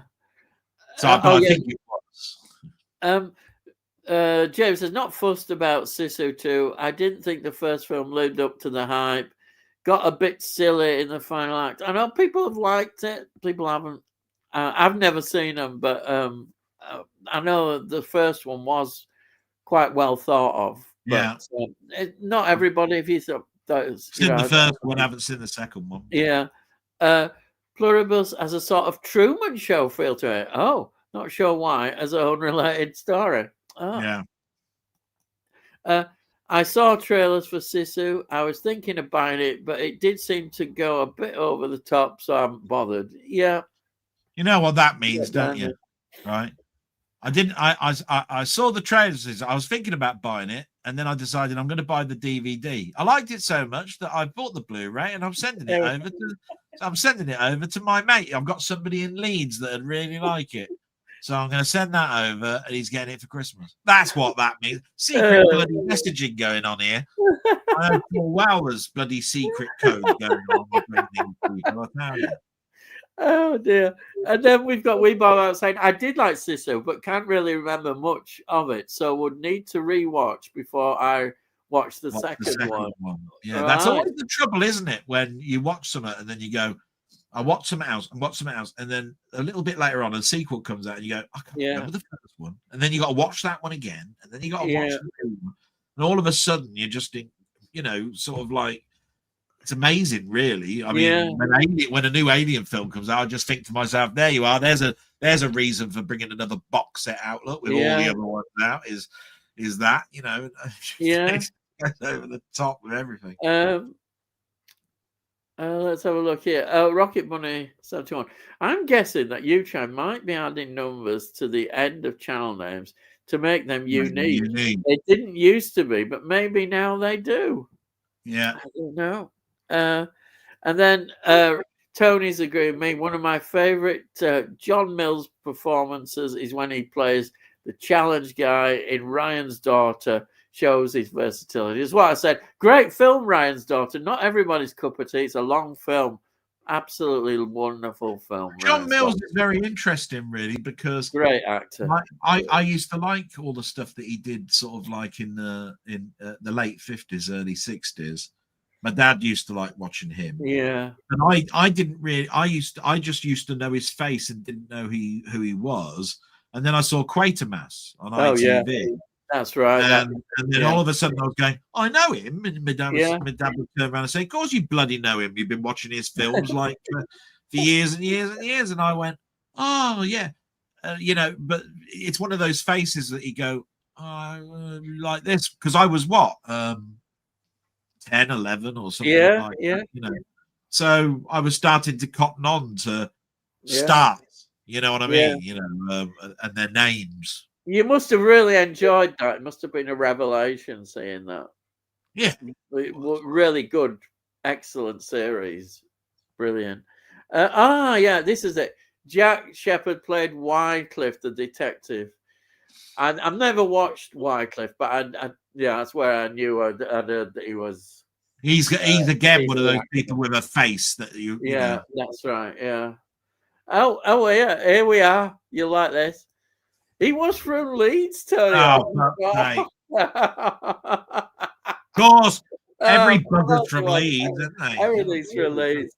And then Tony said, "Bayek, didn't know that, Si." Oh well, we learned all sorts. All the best things come from Leeds, don't they? All the bollocks to all of it. And then we for a Christmas movie. And I know I'm talking about this. If you haven't seen The Holdovers, add it to your list. I know everybody talks about The Holdovers. They do. They say. Well, it's got one of my favorite actors in it anyway. You know, so Giamatti or whatever. He the first time that I saw him was in that American HBO series where he played the president. He played the second president, didn't he? John Adams. Oh, right. I've never seen that one. No. Oh my God! What a great mini-series! John Adams. John Adams. So he's gone on, has he, to do films? Then has he? Well, no, he was in films before, but he was in things that I went, "Oh, is that who it is?" Because he was in a time traveling story. Oh, well, you said, I'm sure you sent me a film at the beginning of the year with him, man. Yeah, I forgot what it was called. I'm sure you did. I'm sure he's with a friend, and they go to see they're going to a concentration camp. They're on a visit out there. Do you remember that one? Oh God, Europe. Yeah. Hey, he's in that, isn't he? Yeah. Yeah, that's how I remember. I'm sure you sent me that at the beginning of the year. I've sent you so much. Yeah. God, yeah. There's Yeah, loads of. the only person who sent you more is that Tony bloody bastard York who's kicking about still in here. Like, I keep ranting at him, and I hope that might infuriate him and he'll piss off. But no, he still stays here. Yeah. There we are. Look, there he is. Look, turns up like a bloody bad penny. Morning, Ian? Yes, I have seen it. I've got it. It's one that you sent me on DVD. Well, bugger off. See what I mean? Jesus Christ. Have you seen it? Hint, I've sent it you. I have, yeah. It's a great film, absolutely great.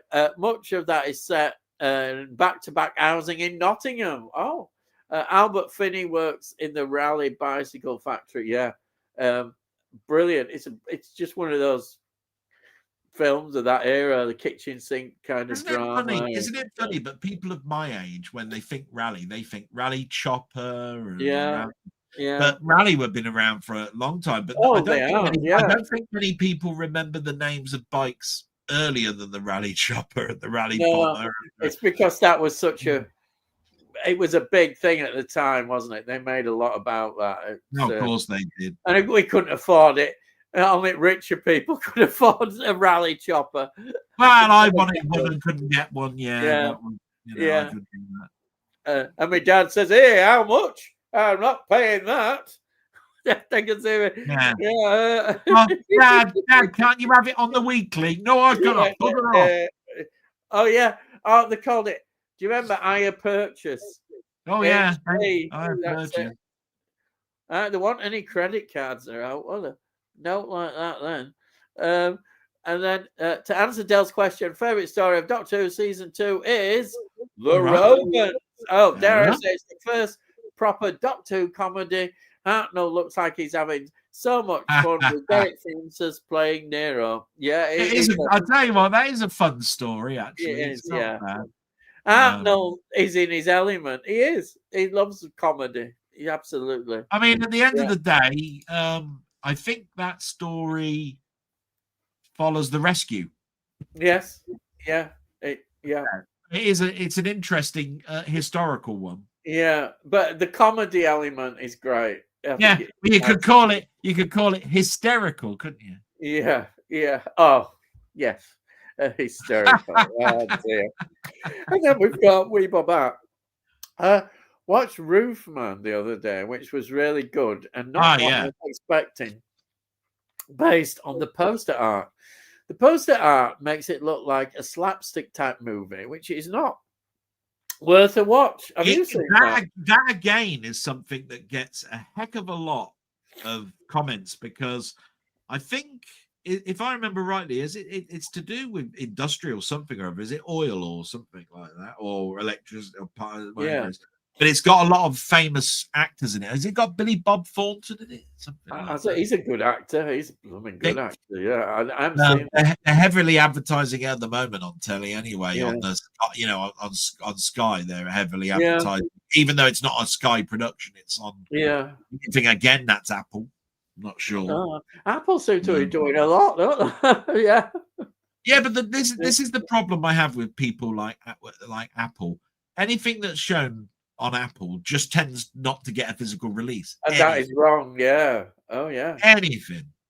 Yeah. I mean, if I remember rightly, Ridley Scott's Napoleon got broadcast for the first time on Apple, and it got a directional version with the extra 30 or so minutes or whatever it is.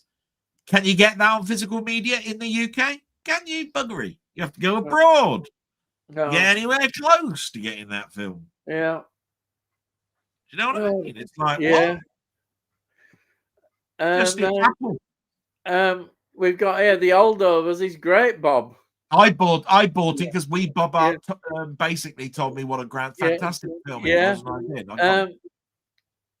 was. This is interesting. He says, Jerry says, I might do a live stream on favorite Xmas movies if I can find some time. We'll find the time.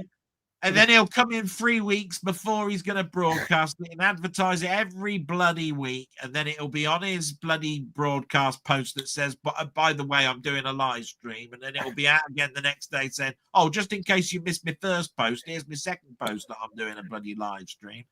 And then honestly, he might as well get a Radio 5 advert out there. Yeah. You know what I mean?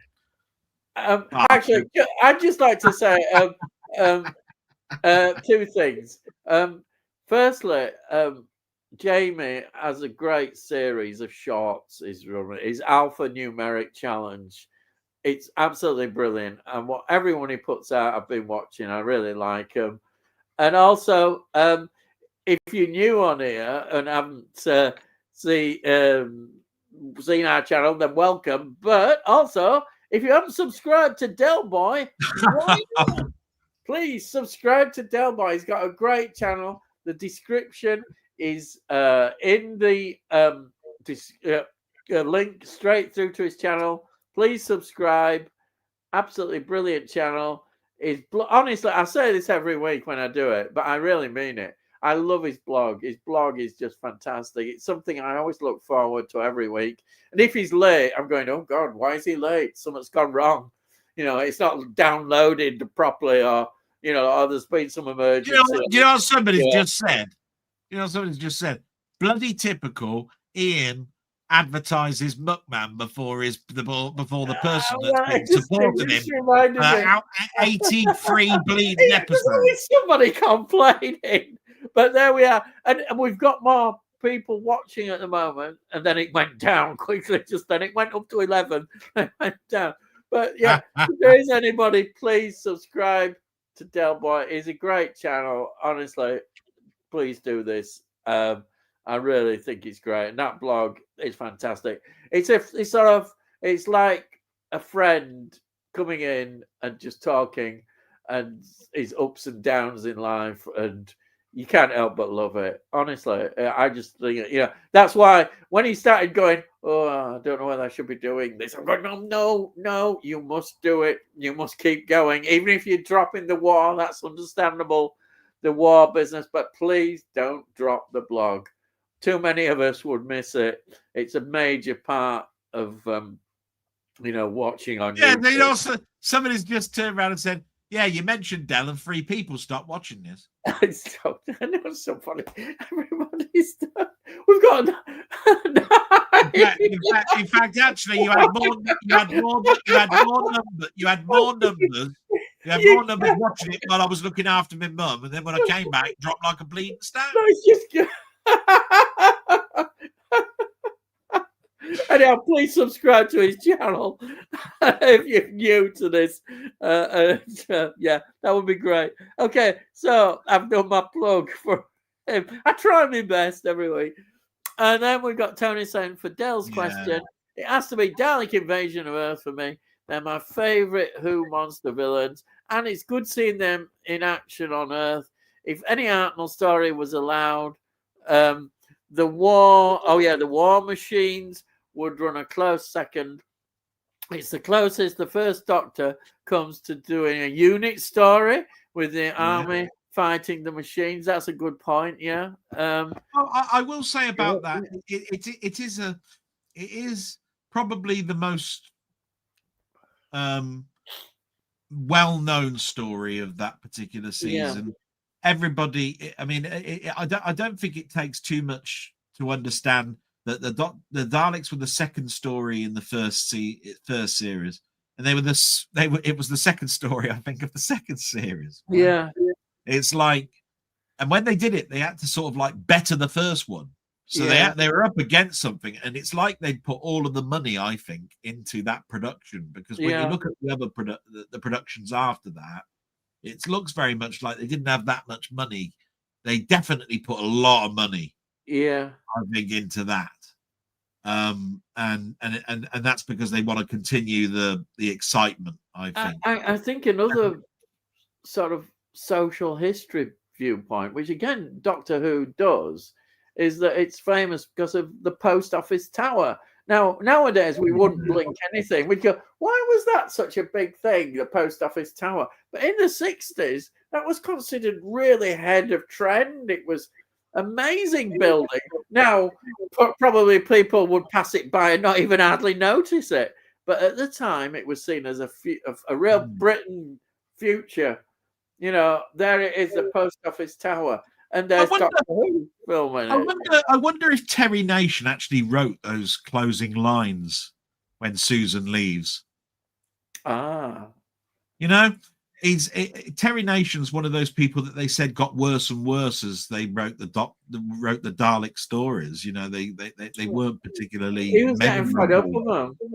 He said he was getting to the point where. But everybody knows. I mean, I must admit, it's one of those most prolific of lines that Doctor Who sometimes comes out. You know, like one day I shall come back. Yes, I shall come back. Yeah. Until then, there must be no regrets, no tears, no anxieties. Just go forward. It's the 5 Doctors that really prove to me that I am not mistaken in mind. And everybody can quote it, and it's like, and I don't think it's probably because of the 5 Doctors. I knew that line, like for years before the 5 Doctors. It's nice that they put that right at the beginning. Yeah, but it's just it really is a prolific line. It's like I think Patrick it's like that one with Patrick Troughton when he's talking to the in the Tomb of the Cybermen, you know, saying you know, when he's talking to her about her father, and he says, you know, it's nice because in the back of your eye you can bring them forward, and you can see them and you can enjoy them, and then you put them back in their little box, and all that sort of stuff, and it's like. God, you come out with some cracking things, don't you, Doctor? Why aren't you like that when you were like that at the beginning instead of being a grumpy old bastard that just wanted to get? He is, and he's a bit at first. He's a quite devious character. You know, as I'm going to review, plug again in the Dalek story. It's him that's responsible for being. Their predicament. It's his fault. Oh it's his fault. I want to investigate that. See, do you not want to? Do you not want to investigate? I think I'll actually take this little link out of my TARDIS and then basically say that I ain't got that anymore, and that we'll have to go into the sea to find it. No, he's all right. Sod. He's an absolute sod. Little bastard. But brilliantly played. You can't help but. I think he's brilliant. And then we've got Weebot saying, I need to watch more of your videos, Jamie. I have watched a few, but because you don't jump up on my feed much, I forgot. Sorry, no offense. I don't know. If you subscribe to him, it should come up on your feed. I don't know. I don't want to get into that technical stuff again. I will say this. It was probably one of the best moves I ever made was probably was going to McMahon Movies channel, because without him, I don't think I would have probably known so much about foreign films, because you know we don't have a competition in regards to steel books, and he buys an awful lot of those things, but he actually is very knowledgeable in those foreign films, and I'm not. And he constantly brings up something that I learn on every video. I learn something. I can actually honestly turn around and say, if I just tune in and randomly choose a video, there'll be something in there I didn't know. You know what I mean? So, you know, bigging him up a little bit now, you know, but because, you know, really he's a bastard. But, you know, bastard or not, got a great channel. And he's a great guy. And he's from Leeds. Oh, no, I wouldn't go that far. And Leeds connection. I mean, says it all. Absolutely. And then we've got Sai saying, Muckman, if Die Hard and Lethal Weapon don't get a mention, I'll never forgive you. And they certainly will do, I think. Yes, they know you. You know, Die Hard, definitely. Yes. Rocket Buddy says, we were renting our black and white from Rediffusion, and I remember the excitement switching to a color set. I remember staring at the color pixels with my eye 1 inch from the screen. Oh, crikey. Oh, yeah. Oh, dear. And then saying, have any of you seen The Victors? Oh, from 1963. It has an amazing scene set in the snow at Christmas in which they execute a deserter. Very powerful scene with a great score. That sounds like a good film. Yeah, excellent. I haven't seen it. I haven't seen it. No. 1963. Brilliant. Absolutely. And then I've seen that science show. I have it on DVD somewhere. Ages since I watched it. Don't remember that scene. And then Muckman movies. Not seen Victor Sigh. And then Sigh saying, it's okay. Got a decent cast. George Pethard, Ellie Walsh, and George Hamilton, if I remember. All right. That's gratitude. I sent you an extra gift last year, Delboy. You ungrateful bastard.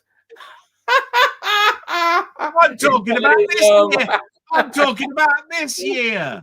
I'm talking about, the last Christmas. Yeah, I'm talking about this Christmas when, my mum can't move and all that sort of stuff. Do you know what I mean? Oh, dear. And then Mum says, I love Ellie Walsh. Yeah. And for me, Paula is missing from Creed. He was my favorite character from the Rocky films. I know nothing about it, but I'm sure Delboy knows about Paulie. So there you yeah, are. Yeah. Polly is missing, yeah, because Rocky Polly was the one that he worked at the meat factory and basically introduced him to, Well, here's a question for you, Delboy, because I know so little about Rocky. Rocky question. First, nostalgia. Secondly, the opposition boxers are no near as memorable. I don't know. I can't answer that. But I know. So I was talking about Rocky and Creed, right? So Creed is Apollo Creed's son. So they made 3 films. I think there's 3 films. Yeah, 3 films. With Rocky being in the first 2 and not being in the last one. Right. Yeah. And so, Rocky, as you know, is the behemoth that. So it's like a spin-off from Rocky, then Creed. There's a spin-off. Because because basically Apollo Creed had, obviously children. Yeah. And it is in his shadow, and also I think he's the illegitimate, well, not illegitimate son. It's a bit difficult to sort of explain, but he didn't want to go into boxing, but then he decided that he wouldn't carve out a name for himself because they always looked at him as being just the son of Apollo, if you know what I mean. In fact, he didn't, in his first fight, he said, I don't want it known that I'm Apollo's son, right? I want to carve a name out for myself, but he got out, right? And he's quite right. If you look at them, the first film didn't have any particularly memorable boxer in it. The second one is basically Rocky 4, but in Creed colors, because it's got Dolph Lundgren back as Drago. He's training his son up. Yeah. Right. And Rocky's training sort of like Creed. So they're having it's almost like it's the Rocky versus Drago fight of the 4th film. Do you see what I mean? Yeah. The 3rd film doesn't have Rocky in it at all. And to be quite honest, if you tried to name the boxers, you wouldn't be able to. And yet, if you watch the Rocky films, it's Apollo Creed and Mr. You got Mr. T, haven't you? And you got all of that sort of stuff. So didn't it do as well? Creed 3 then. Well, they've all done pretty well. Yeah. But that you're only going to go so far with the name. Yeah. But most people will go and see it because it's just a new film. Jamie says Creed films are still good though, although they've got worse as they've gone on. Oh dear. Yeah, I mean the second film, obviously people are going to watch because it's like drama. Another question for you, not really me again. I can't really answer this, but favorite boxing film that's not Rocky related. I can answer one question, but I don't. That's Raging Bull. That's right. It's the only one I ever mentioned.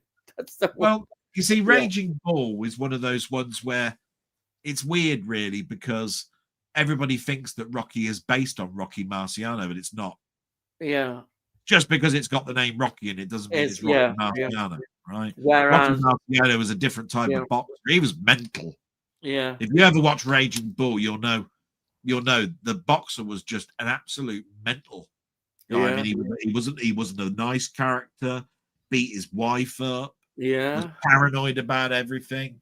he only got angry if he was having the shit beaten out of him. And then he'd basically come alive and go, yeah, all right, okay, well, let's play, shall we? And then basically he'd go nuts. Do you know what I mean? But these were fights that went 15 rounds and more. You know, I mean, it weren't the 10 rounds that we know in our lifetime. We recognize 10 rounds as being something. Muhammad Ali was in the early days was a 15-round boxer. You know, you had to train to do 15 rounds. I mean, it's a lot of time. You try lifting your arms up and keeping them up for 15. Three times 15 minutes, so that's 45 minutes. My arms get tired after being up like this for a minute. Bugger off for 45 minutes, right? So that's just part of it. But yeah, I mean, obviously, Cinderella Man, Clint Eastwood's directional with Swank in it. What's her name? Something Swank. Hilary Swank. Hilary Swank. Yeah, because that's a good one. I couldn't believe it. What happened? That the chair was pulled from underneath her, and basically she broke her neck, made her paralyzed. That I didn't even know was in the film. I didn't know much about it at all, to be quite honest. So I was very entertained. Yeah. But I'm always entertained by Clint Eastwood films. Yeah, don't know what it is. Something about them, whether he's directing them or whether he's in them. Yeah, yeah. I mean, obviously, you keep going on about that Ice Lolly film, don't you? Yeah, that Magnum Force. Oh yeah. Right. Oh dear. Oh, sorry. Right. Well, I weren't going to say condom film, was I? probably get turned off. Yeah, go on then. Yeah. No, I was going to say. Yeah. I'll tell you another film I watched. Watched this week. I watched The Burbs again. Oh right, yeah. You ever watched The Burbs? I don't know. Tom Hanks living in that street where all their neighbors come in and they're like, he thinks there's something suspicious going on. Oh yeah, I saw that a long time ago. Yeah, very much. Jerry Goldsmith did that score. Did you oh no, I thought we'd escaped. Yeah, there, you've got it here. What do you mean escape? What? Yeah, escaped at Jerry Goldsmith. Do I mention quite well? Do I mention him a bit? Oh, sorry. Yeah, yes. We've done well. Anyway. We have mentioned him. Oh dear. It's past 10 o'clock now, so you've managed to hold out that long. Oh, wow. And Can't be out. Yeah. We've got Sai saying, Raging Bull, of course. And then we've got Jamie saying, I love Gladiator, starring Cuba Gooding Jr., and also Midnight Sting, starring James Wood and Louis Gossett Jr. Louis Gossett Jr. Yeah. And then Hard Times is a fantastic boxing film starring Charles Bronson and James Coburn, directed by Walter Hill. Oh, really? Oh, Charles Bronson. I think I've seen that one. Yeah. I'm not sure. There's one that sticks out, and I'm trying to think what it was. Who's in? Oh, I'm gonna have to look it up. Who's in Love Story? Ryan O'Neal. That's it, Ryan O'Neal. Yeah. Ryan O'Neal was in a boxing film that I saw on TV one night. Yeah. I really like that. He I think was in a boxing film, and I think he was building himself up to be a good actor in a sort of actiony type way. Yeah. And it just didn't. That just didn't work out. No. He's more well remembered, isn't he, for Love Story? So, that's it, and he must be fed up of that. Probably, he must have been. Yeah. And then Stephen Taylor, hello, Stephen. Good evening, everyone. Did you see that issue 1 of Superman sold? Oh yeah, I saw that for £7 million last week. What's your most valuable comic, Delboy? Oh Christ! I have got a 1965 Spider-Man comic. In fact, it's the only Steve Ditko one I've got, and it's got the Goblin in it as well, the Green Goblin. I think that one's worth. I think the last time that I had it had it looked at. I think it was worth just over $1,000. Oh, yeah. It's graded at 7.5, but it's not graded professionally graded. I took it into several shops and I they never all said, understand all that. Yeah. Well, I don't go for slabs, right? Yeah. I think comics are supposed to be read. I agree. Totally. Right? You put it in a slab, you can't bloody read it, can you? And that's what they are. You want to see the pictures, the story. You want to see it all, don't you? But so it is one of those things where this slabbing nonsense pisses me off. Yeah, I agree. But I mean, people's grading is certainly something that I think has come on in leaps and bounds. Don't get me wrong. You've now got people putting things under magnifying glasses and saying it's got a crease line or it's got kibbling and all this sort of stuff, or it's got spinal roll, or those staples have been redone and so therefore it's not the original staple, so it's not the original comic anymore, and all of that sort of stuff. From my point of view, I'm surprised that there are so many comics out there that basically they kept as beautiful as they have, because they were supposed to be read by kids. Yeah. Who in their right mind in the 1960s, or go back to the war, and they've got these comics, and they didn't just give them to their kids. They actually put them in a piece of plastic and kept them. Yeah. Right? I mean, my God. I mean, these things are, like I said, they're supposed to be throwaway. They made them on rough crap paper. Yeah. I mean, take it like this: the American comics came over here as flotsam on boats. If anybody knows what flotsam is, you'll know it was ballast for the boats. Yeah. Right, and then they'd give them to the newspaper guys to actually sell, and the front covers would have a stamp on it that showed it was 1D. They'd stamp over the American. Cents price and put a round circular stamp on it that shows you how much it would cost off of your newspaper stand, and they'd be sold at bus depots and train stations on spinner rack. There was no comic stores. No, comics didn't come around until the late 80s. Yeah, that's true. That's right. I mean, I got my comics the British way, which was a British reprint. They were in POW magazine, POW comic, and things like that. Yeah, I remember POW. Yeah, I remember getting it. I don't even know. I think I might have a copy of POW. I remember because it's Spider-Man, obviously, in POW. Spider-Man, I'll just turn this off for a minute. This was one of the first comics my dad bought for me. There you go, POW magazine. Yeah, oh yeah. 7D look. Yeah. Number 7. Yeah. 1967. Yep. When Marvel were producing it, it was 5 pence. It was like that. Yeah. This is British comics, and you've even got an advert on the back. Look for what's this one? What's that advert? The Disney time again comes the movie cavalcade at Spar and Vivo stores. Do you remember Spar and Vivo stores? Spar, yeah, yes. Bloody hell. I don't know. There's loads of adverts in here. I don't know. I think they used to put Lions Made ice cream. Lions Made and walls. Dracula, Captain Scarlet lollies. Things like that. Yeah, and Doctor Who. They used to put little cards inside. That's right. That's what I always remember collecting. Yeah. I don't know if I can find a good advert. I'll see if I can. They're worth a lot of money now, those cards, if people have got sets of them and what have you. You'll remember these adverts. I mean, look, there's an advert. Look for stamp collecting.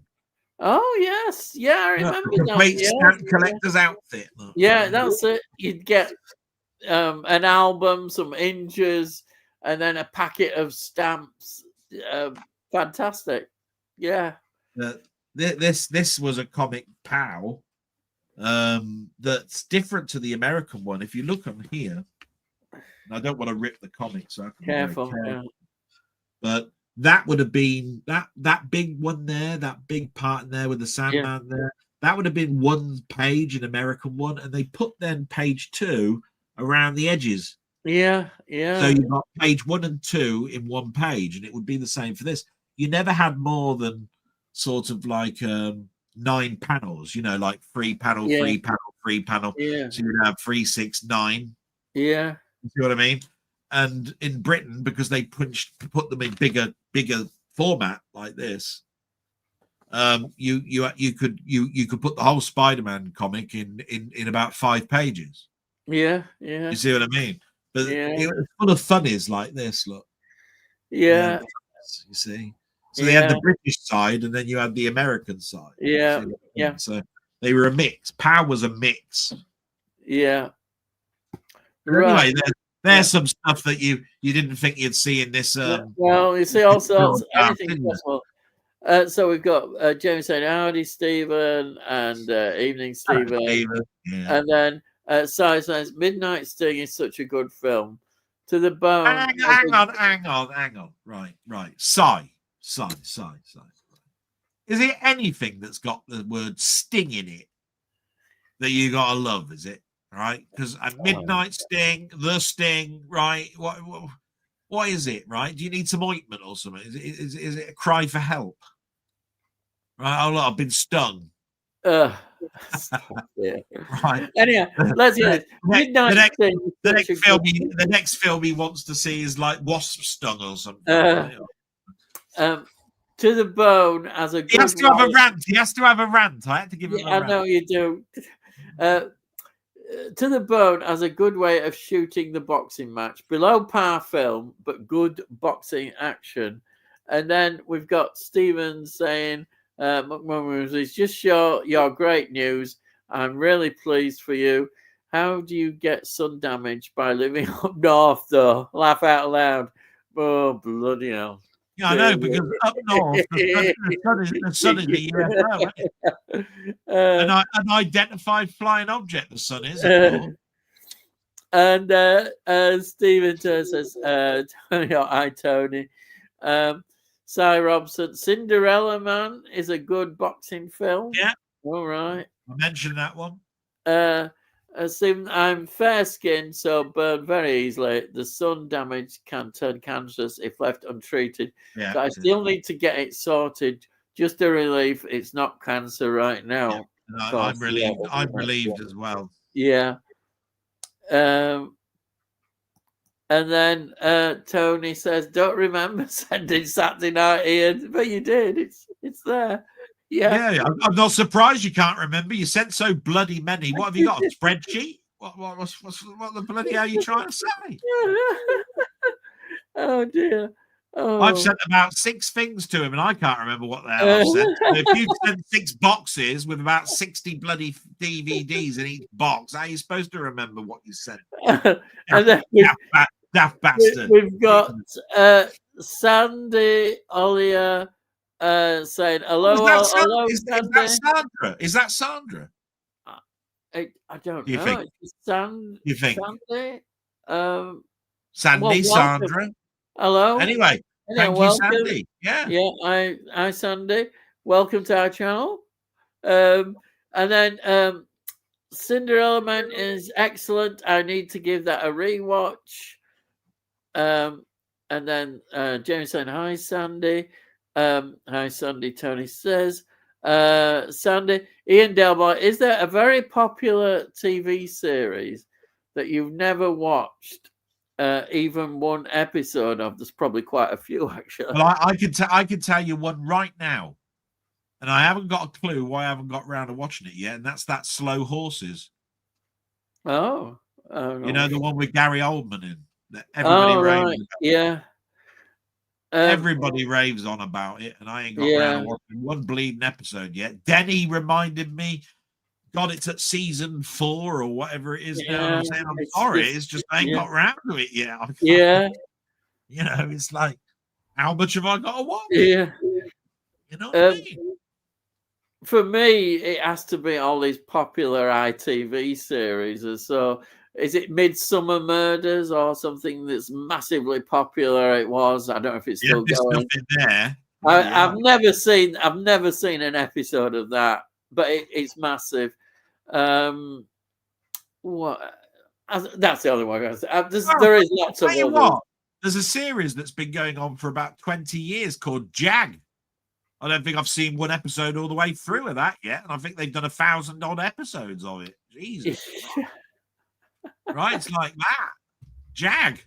Oh, I know one. I've never seen an episode, and you thought I would have done because Whitby. I love Whitby, but is it Heartbeat? I've never seen an episode of Heartbeat. You know, you're pissing off Jim Jam now, don't you? Because I mean, he buys all this crap. Right? He buys episodes of Crossroads and stuff. You know what I mean? Well, he said in his thing that I didn't realise that Emmerdale is his favourite soap, isn't it? His favourite soap. Yeah. I have seen Emmerdale going back years ago when my mum were watching it. I remember Annie Sugden and Joe Sugden and all that stuff. Mr. Wilkes. Yeah, that's it. And Amos. Amos Braley. Hey, buy it. Amos. I remember that. Oh dear. I'm just surprised Emmerdale didn't have a coal pit out the back. You know what I mean? Oh dear. Everybody watching it then. What was it? 1972 or something? No, it would have been probably that. Yeah. I know the very first episode had Jack Sugden walking back into the lives of the Sugdens because he'd gone away, hadn't he, or something? He came back for a funeral, didn't he? Yeah, that's right. Yeah. God, but then Fraser Hines came in as the other brother, didn't he? That's right. Yeah. Fraser Hines was in it for years. Yeah. Oh, and there was another work, which is weird because he left at the time that Patrick Troughton left, and he left for similar reasons, which is he didn't want to be typecast, but he also because the production was breaking up, and I understand that. But then he was in how long for Emmerdale? Yeah, so he got typecast with that. I don't get that. I don't get that analogy. I was going, what? Yeah. Yeah. And then, anyway, Rocket Money says, hey, Sandy. And James says, favorite Ellie Walsh film that isn't. The Good, the Bad, the Ugly. I don't know. I'm going to cheat. Well, why not? Why not cheat? It's the only way you'll get an answer.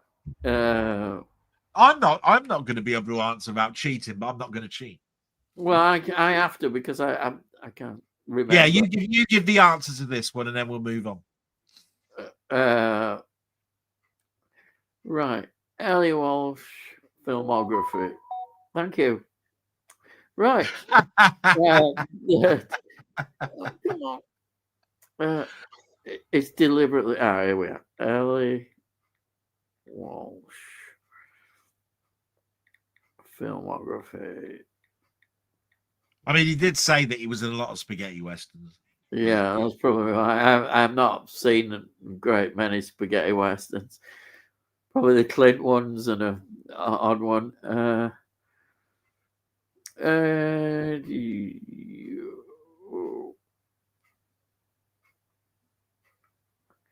I think it's just because he got on well with Leone, really. Yeah. Go on. I'm sorry about this. It's not coming up very well. Probably because I've spelt it wrong. That might just explain it. God, sorry about this. Oh, of course. I tell you what, I hate the bloody film. But he's great in it, and that's The Holiday. Oh. You know those two people that one swaps lives with the other. So there's an American producer that comes to Britain, and the Britain one goes over to America. Eli Wallach was the person that got the award that for a film for films that he did. He basically wrote lots and lots of. Apparently, in the story, he wrote lots and lots of films, but then disappeared. and he never got an award for anything. He was probably the best thing in The Holiday. I will say that. Right. But he's in The Godfather Part 3. He's in Baby Doll. Let's have a look. He's in Wall Street, Money Never Sleeps. I don't remember him being in that. No. He's in The Deep, and you love The Deep. Oh, The Deep. Oh, right. There it is. I'm trying. I don't want to spend too long. Yeah, that'll do. I do love The Deep. I think my favorite film of his that he's not in a spaghetti western is probably The Two Jakes. Oh, right, yeah. Okay, we've got that. And that's because I'm a big fan of Chinatown, and I don't think The Two Jakes gets enough attention. It bombed. It was made too late. Yeah. It should have been made in the 70s. Yeah. It didn't. So there you are. Yeah. I think that is Landman you are talking about. Oh, right. Landman, is it? The movie is called Roofman. Roofman, which is unrelated. Yeah, sorry. Landman is fantastic as well, though. Yeah, Roofman. I remember now. Because when I was downloading Vicious for you, Roofman was there. Roofman is these two people, isn't it, going on a trip together or something? Yeah. Look, my movie, The Godfather Part 3. Oh, I really don't like Godfather Part 3. It's ruined. We could have had if that had been such a good film, we would have had a great. I'll tell you what. Have you seen the recut version of that? I've seen one where they I've not seen a recut version of that specifically. I've seen where they put 1 and 2 together. No, the third one came out. The third one came out, and then they recut it, and that's why you've got two versions of The Godfather Part 3 on most discs. It's like a director's one. They call it. They call it a name. I forgot what name they call it. They call it the edition or something. Yeah. I've got the big box set of The Godfather. The one that came with the art prints. Oh, yeah. The art prints, by the way, are gorgeous. The box is the biggest pile of shit you'll come across. It falls to bits. Really? Oh dear. Well, yeah, because it's like. Do you remember that in the days when you were at school? Well, you won't remember days when you're at school because they taught school on bloody. I remember my days well at school. They gave you your homework on pieces of stone with chisel, didn't they? To actually do it. Yeah, that's right. But where was I going with this? I forgot now. You see, because you kept going on. I forgot now. Anyhow, it's all right. And then we've got Jamie saying Ellie Walsh is fantastic in the film noir, The Lineup. Oh, right, that's good. Haven't seen that. Yeah. Sandy says Ian Delboy for a Christmas special. Can you have Ian playing Impossible Mission on the C64 while Delboy commentaries? Surely comedy gold it would be.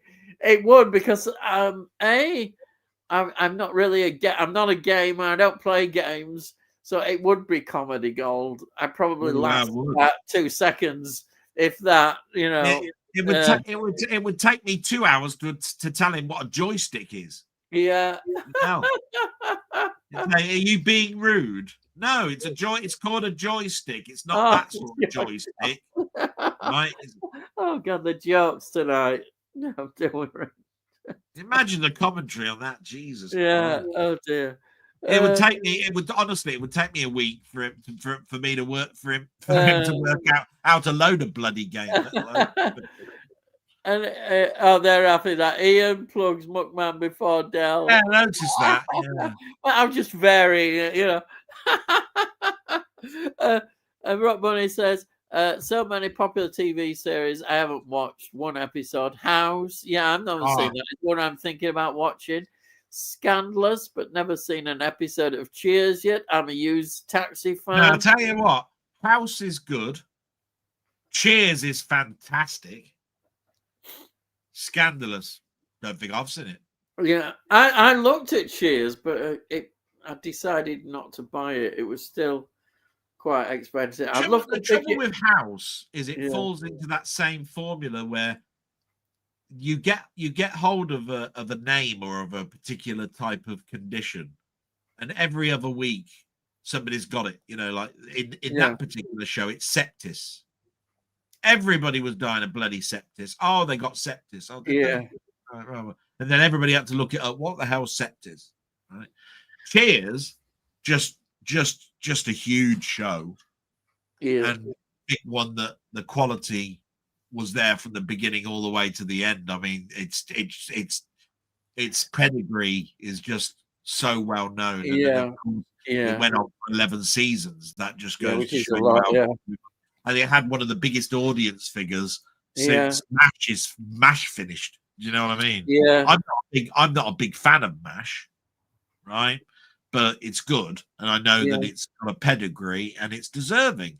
Yeah. Cheers, though, is pretty good or close to Taxi. Taxi's wonderful, though. Yeah. Taxi's wonderful. When you think about Christopher Lloyd and Danny DeVito and all those, you know, I mean, there's so many names in there, isn't there? I mean, God. You look back at it now and you go, Christ, how many film actors are in this? And they said they weren't film actors then. They weren't film actors then. You know what I mean? It's interesting because now, at one time, film actors didn't do television, but not the other way around, is it? Television people went into film. Like, why am I going to look? I look down at my nose at TV because I'm a film actor. Yeah, that's it. Why would I do that? The only time I'm on TV is when I'm on a chat show. Yeah. Talking about my next film. Talking about my new film. And that's all I'll talk about because if they start asking any other questions, I don't like it. Some actors will like that. I'm only here to discuss plugging the film. I'm not talking about anything else. And they've written a book about a film. You know what I mean? If they go off subject, that's it. I'm off. That's it. Finished. They have a tantrum. Was it Meg Ryan? Meg Ryan with Michael Parkinson.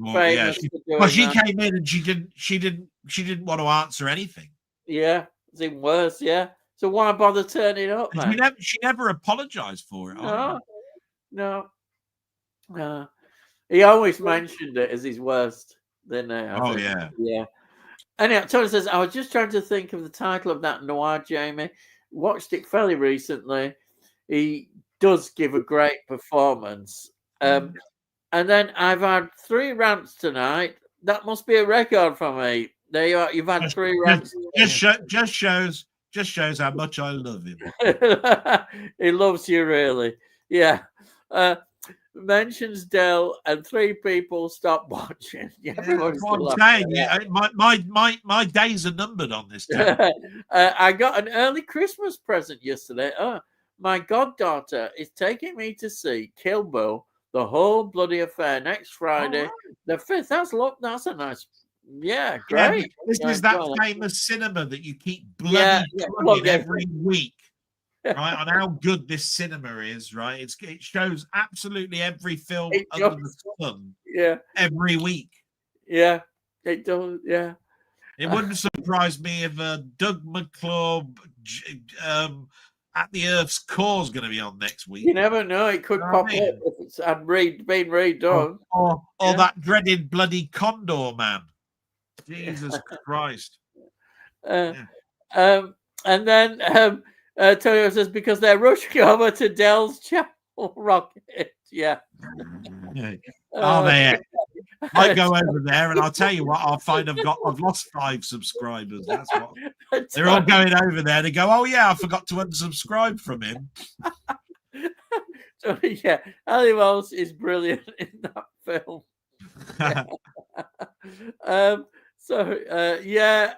That's it, Tony. And then Mookman Movies. There were 26 watching before Delboy came back. That's a brilliant. Yeah. No. I was really having a good go at you tonight. No, they either don't mention me and every question goes to Ian, or they slag me off. I mean, that's what I've come here for, really. And then, look, man, what the fuck is going on with your beloved Liverpool FC? Ha ha. Yeah, are they 11th or 12th now? I hope they're getting. Yeah. I know my team's doing bad, but Liverpool, oh yeah, and Man United. Get rid of I wonder how Coventry are doing. He says knowingly. Coventry. Who are they? Who's Coventry? Well, I'll tell you, they are. They're the team at the top of the championship, clear by 10 points at this early stage. So they're destined to get up again and then go down and join Leeds. Yeah, because Leeds will be going down, and you'll be up. Coventry will be going. What's this? Yeah. What's this business? It's that, not that. You're Anyhow, that's it. Right. Laughing there. War Machine is a great story. Arnold is on fire in that one. He's a real solid lead in the show, though the story and its face off against the trapped War Machines is superb. Yeah. Yeah. And then the trouble was 4-1 to PSV. The trouble with the War Machines is that's not season 2, is it? Yeah, no, it's not. No, I mean, people like me, when they think of season 2, they think of the Dalek invasion of Earth. That's definitely the Web Planet. For all the wrong reasons. You know what I mean? You like the was it the Giants? Is that right? Yes, I like that one. Yes. You like that one? Yeah. And I mean the second one with meddling, I still like the the Time Meddler. Yeah, is the last story.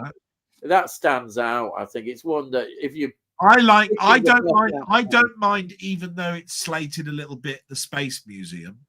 Oh yeah, I don't mind. The one I'm dreading is the one with the giant. Is it what's it called? There's like giant insects, and they've got funny voices. And that's the Web Planet. Isn't it? The Web. I've got that coming up soon to review, and it's a bit long, I think, and a bit boring. As I remember, it's like they went overboard with smearing Vaseline over the whole of the lens. Watch that soon, probably. Anyhow, we'll see what happens. It gets a bad rap. If you actually do watch I'm hoping it'll be better than I thought. It's just it should never have been 6 episodes. It's one of those ones where I go, do you know what, that'd work as a 4 I am looking forward to it, but dreading it. Kind of both. But it's got the Zarbi in it, hasn't it? The Zarbi. Yeah. That the voices and stuff are a bit funny out there. It's this whole Vaseline thing that pisses me off. It'll be interesting. I'm going to try and be open-minded on it. But it is back and forth with kidnapping of it's too long. You think it needs trimming, definitely. Well, one side kidnaps a companion, then another side get a companion, and it's sort of like back and forth. And they live at different sides of the planet from each other and all this sort of shit. Oh well. Anyhow, Joe says, no fucking idea. Too many changes. Liverpool. Goodbye. Sorry. Liverpool and Man United. Dear, and Chelsea. Yeah. All them. Hoping it's a matter of team taking time to gel, but Connate is just thinking about his summer move away. Oh dear. Cy Robson, since Liverpool bought that Newcastle reject, they've been rubbish. Let's bring Newcastle into it. We're gonna have a fight soon here on here. I has definitely rocked the boat, I think. Oh dear. Delboy has vodka in that bottle. I wish it did. Yeah, it's just Highland Spring. That's all. It gives you a spring. Highland Spring. You get a spring as you wander around, and there you are. Stats say we should have won tonight. 27 shots to 9. Well, you can have as many shots as you want, but you got to put it in the back of the net. Yeah, 27 shots. Is that how much? Yeah. Is that how much the goalkeeper vodka? Sorry, yeah, 27 shots of vodka. That's why they did score. That's why 4 went in. That's why. Yeah. That's probably explains it. Oh, yeah, when you actually do fire 27 shots at the goalie, right? They have actually got to aim towards the goal. Yeah, right. No, it's not their own goal. Probably. It's no point counting the passes, as shots. You know what I mean? They usually call them crosses, right? Yeah. A shot is where it's actually aimed at the goal posts. You know what I mean? That bit in the center. The bit. While you're drinking a shot, you've got to get the shot right. 27 shots of cappuccino or whatever. Don't really do it for you. Steve Taylor. I'm loving the form of Israel. Oh, right. That's good. Tribalism in football, Sandy said, always amuses me. The way fans say we, like they own the team, or are a major shareholder. I don't see that in most other sports. Well, I don't know. Posh ones, like rugby union, they probably think, oh, yes, we do own it. Yeah. Yes, we do. So I don't like rugby union that much. Tony says, talking of foreign films, just watched the 3 Robert Hussein directed films released, and the Radiance. Oh, Radiance, that posh, good selection, especially Nude in a White Cat, 1959. No, they are a good label. They do put out some great stuff. I mean, with a title like that, Nude in a White Cat, do you think it actually did well because it's got the word nude in it? Did it end up in a naughty cinema at the local other cinema? What are you going to go and see tonight, darling? I'm going to go and see Nude in a White Cat. Well, you can't believe that. Okay. I ain't watching no dirty film with you. Yeah, I can imagine the people that did that. Oh, dear. There used to be a theatre in Leeds, I remember, looking on the bus, and it was one of those that showed kind of naughty films at the time. I think it was called The Tatler. I think Jamie might know about it. And, that's a magazine, wasn't it? They used to have it all was a great mystery, that theatre, because they'd have the posters would be up and it'd have something like Sex in Chains. And then that was it. That's all you saw. And people would then sort of, look around and be going in. Because they used to be watching and laughing at these people going in, looking round. And there was us watching it from the bus. Anyhow, that's how it was. Steve says, do you think anything will replace 4K? The quality is already more than good enough. Already, don't you think? Yeah, we've had this before, but we've had that question. Yeah. I always turn around. Yeah. I always turn around and said we've already got 8K TVs, but they're not. But the trouble is, we're all playing catch up, and the thing about it is, if 4K doesn't take off, then basically, 8K, you've got to have a disc that basically can store that much data on it.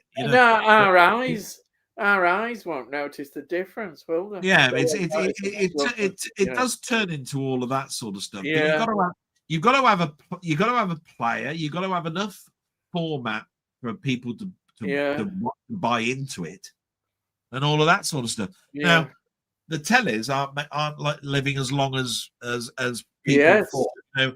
Back in the day, you could buy it. You could rent from Multi Broadcast and have that telly still working after about 15 years. Yeah. And then they give you it.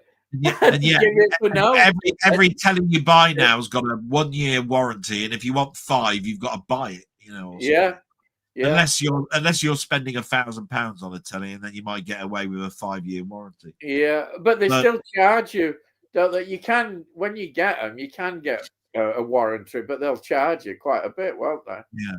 Yeah, which is. But the other thing you got to think about is that when Hollywood is natively scanning films at 4K, which they are, if you're going to scan a film at 8K, they've got to store that film somewhere, and it takes up a huge amount of hard disk space to keep a digital film at 8K with no loss in quality. So in other words, there's no compression, so that you can compress it down to the next format, right?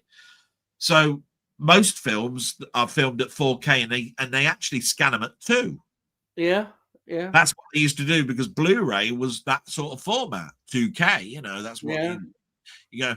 Now that 4K is around, they go, oh, we better rescan that back up to 4K.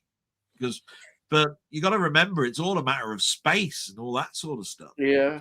In my lifetime, there will be obviously another format. Whether 8K takes off, I don't know, because that format has actually been around now for 2 or 3 years. In fact, they broadcast in 8K in Japan. Maybe for the news networks, but they knock it down to 4K. But what I'm saying is there are billboards up with 8K. You go to an Olympic stadium in Japan or something, and it'll have an 8K display. Right? It's just, will that become a home thing? Can't sell 4K at the moment. I'm not going to worry about it, because I'm going to be dead anyhow by the time that is. I'll still be promoting watching DVDs. And we're a nation. We're a nation where if you've got the money, you buy it.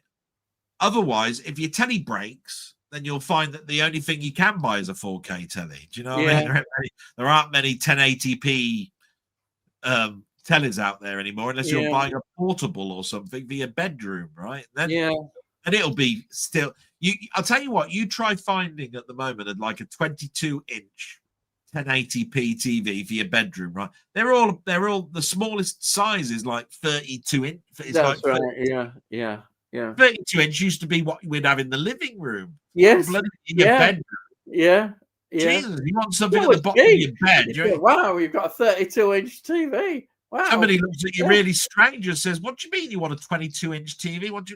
Monitors are bigger than that for your computer screen." 22. Yeah. So it's becoming harder and harder to find things like that. Yeah. Right. Rocket Bunny. My dad's a Palace fan. Oh dear. You can imagine. He likes the royal family. Oh dear. Don't talk about the royal family. We could end up in right. So he's a Crystal Palace fan. Imagine his delight when he found out his granddaughter's boyfriend is also a Palace fan. Laugh out loud. Oh, right. It runs in the family now. Right. And then I don't think film companies and distributors will jump up to 8K. Physical media is already struggling. It's not just that, though. It's like I was saying. It's like, is Hollywood legitimately behind 8K scanning of films? Because, like I said, they natively scan at 4K and downgrade it too. It's 8K is a huge amount of physical data space. Yeah, you know what I mean. Yeah. So you got to take all of that into consideration. Yeah. But I tell you what.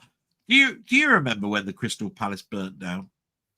Oh, that was in 1861, I think. Hang on, the later one. No, I'm not saying you were born in 1860. The original Crystal Palace. That's what I was on about.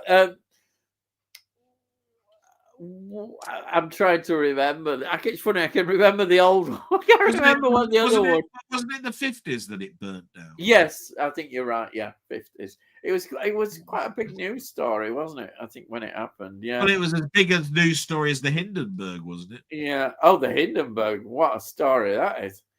Yeah. Wow. Have you seen that film, The Hindenburg? Yes, years ago. It's a good film. I wouldn't mind watching that again. I think it's been it's quite a while ago since I saw it. I might look that up and watch that for next week. It's a good film. It certainly killed that, didn't it? Once that disaster happened, people they were like luxury. liners almost. The you know, what they used and that. They were just amazing. But anyhow, that was it. The Crystal Palace, it was interesting. I saw a story about it the other day. That's why when he was talking about Palace, you can still see the old foundation stones from the early one because it's all been overgrown by grass. And all sorts. You can actually see it.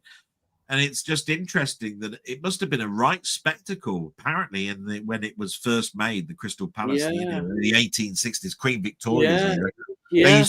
I think that's where they sold the first lavvy, the toilet, wasn't it? It was built. Crystal Palace.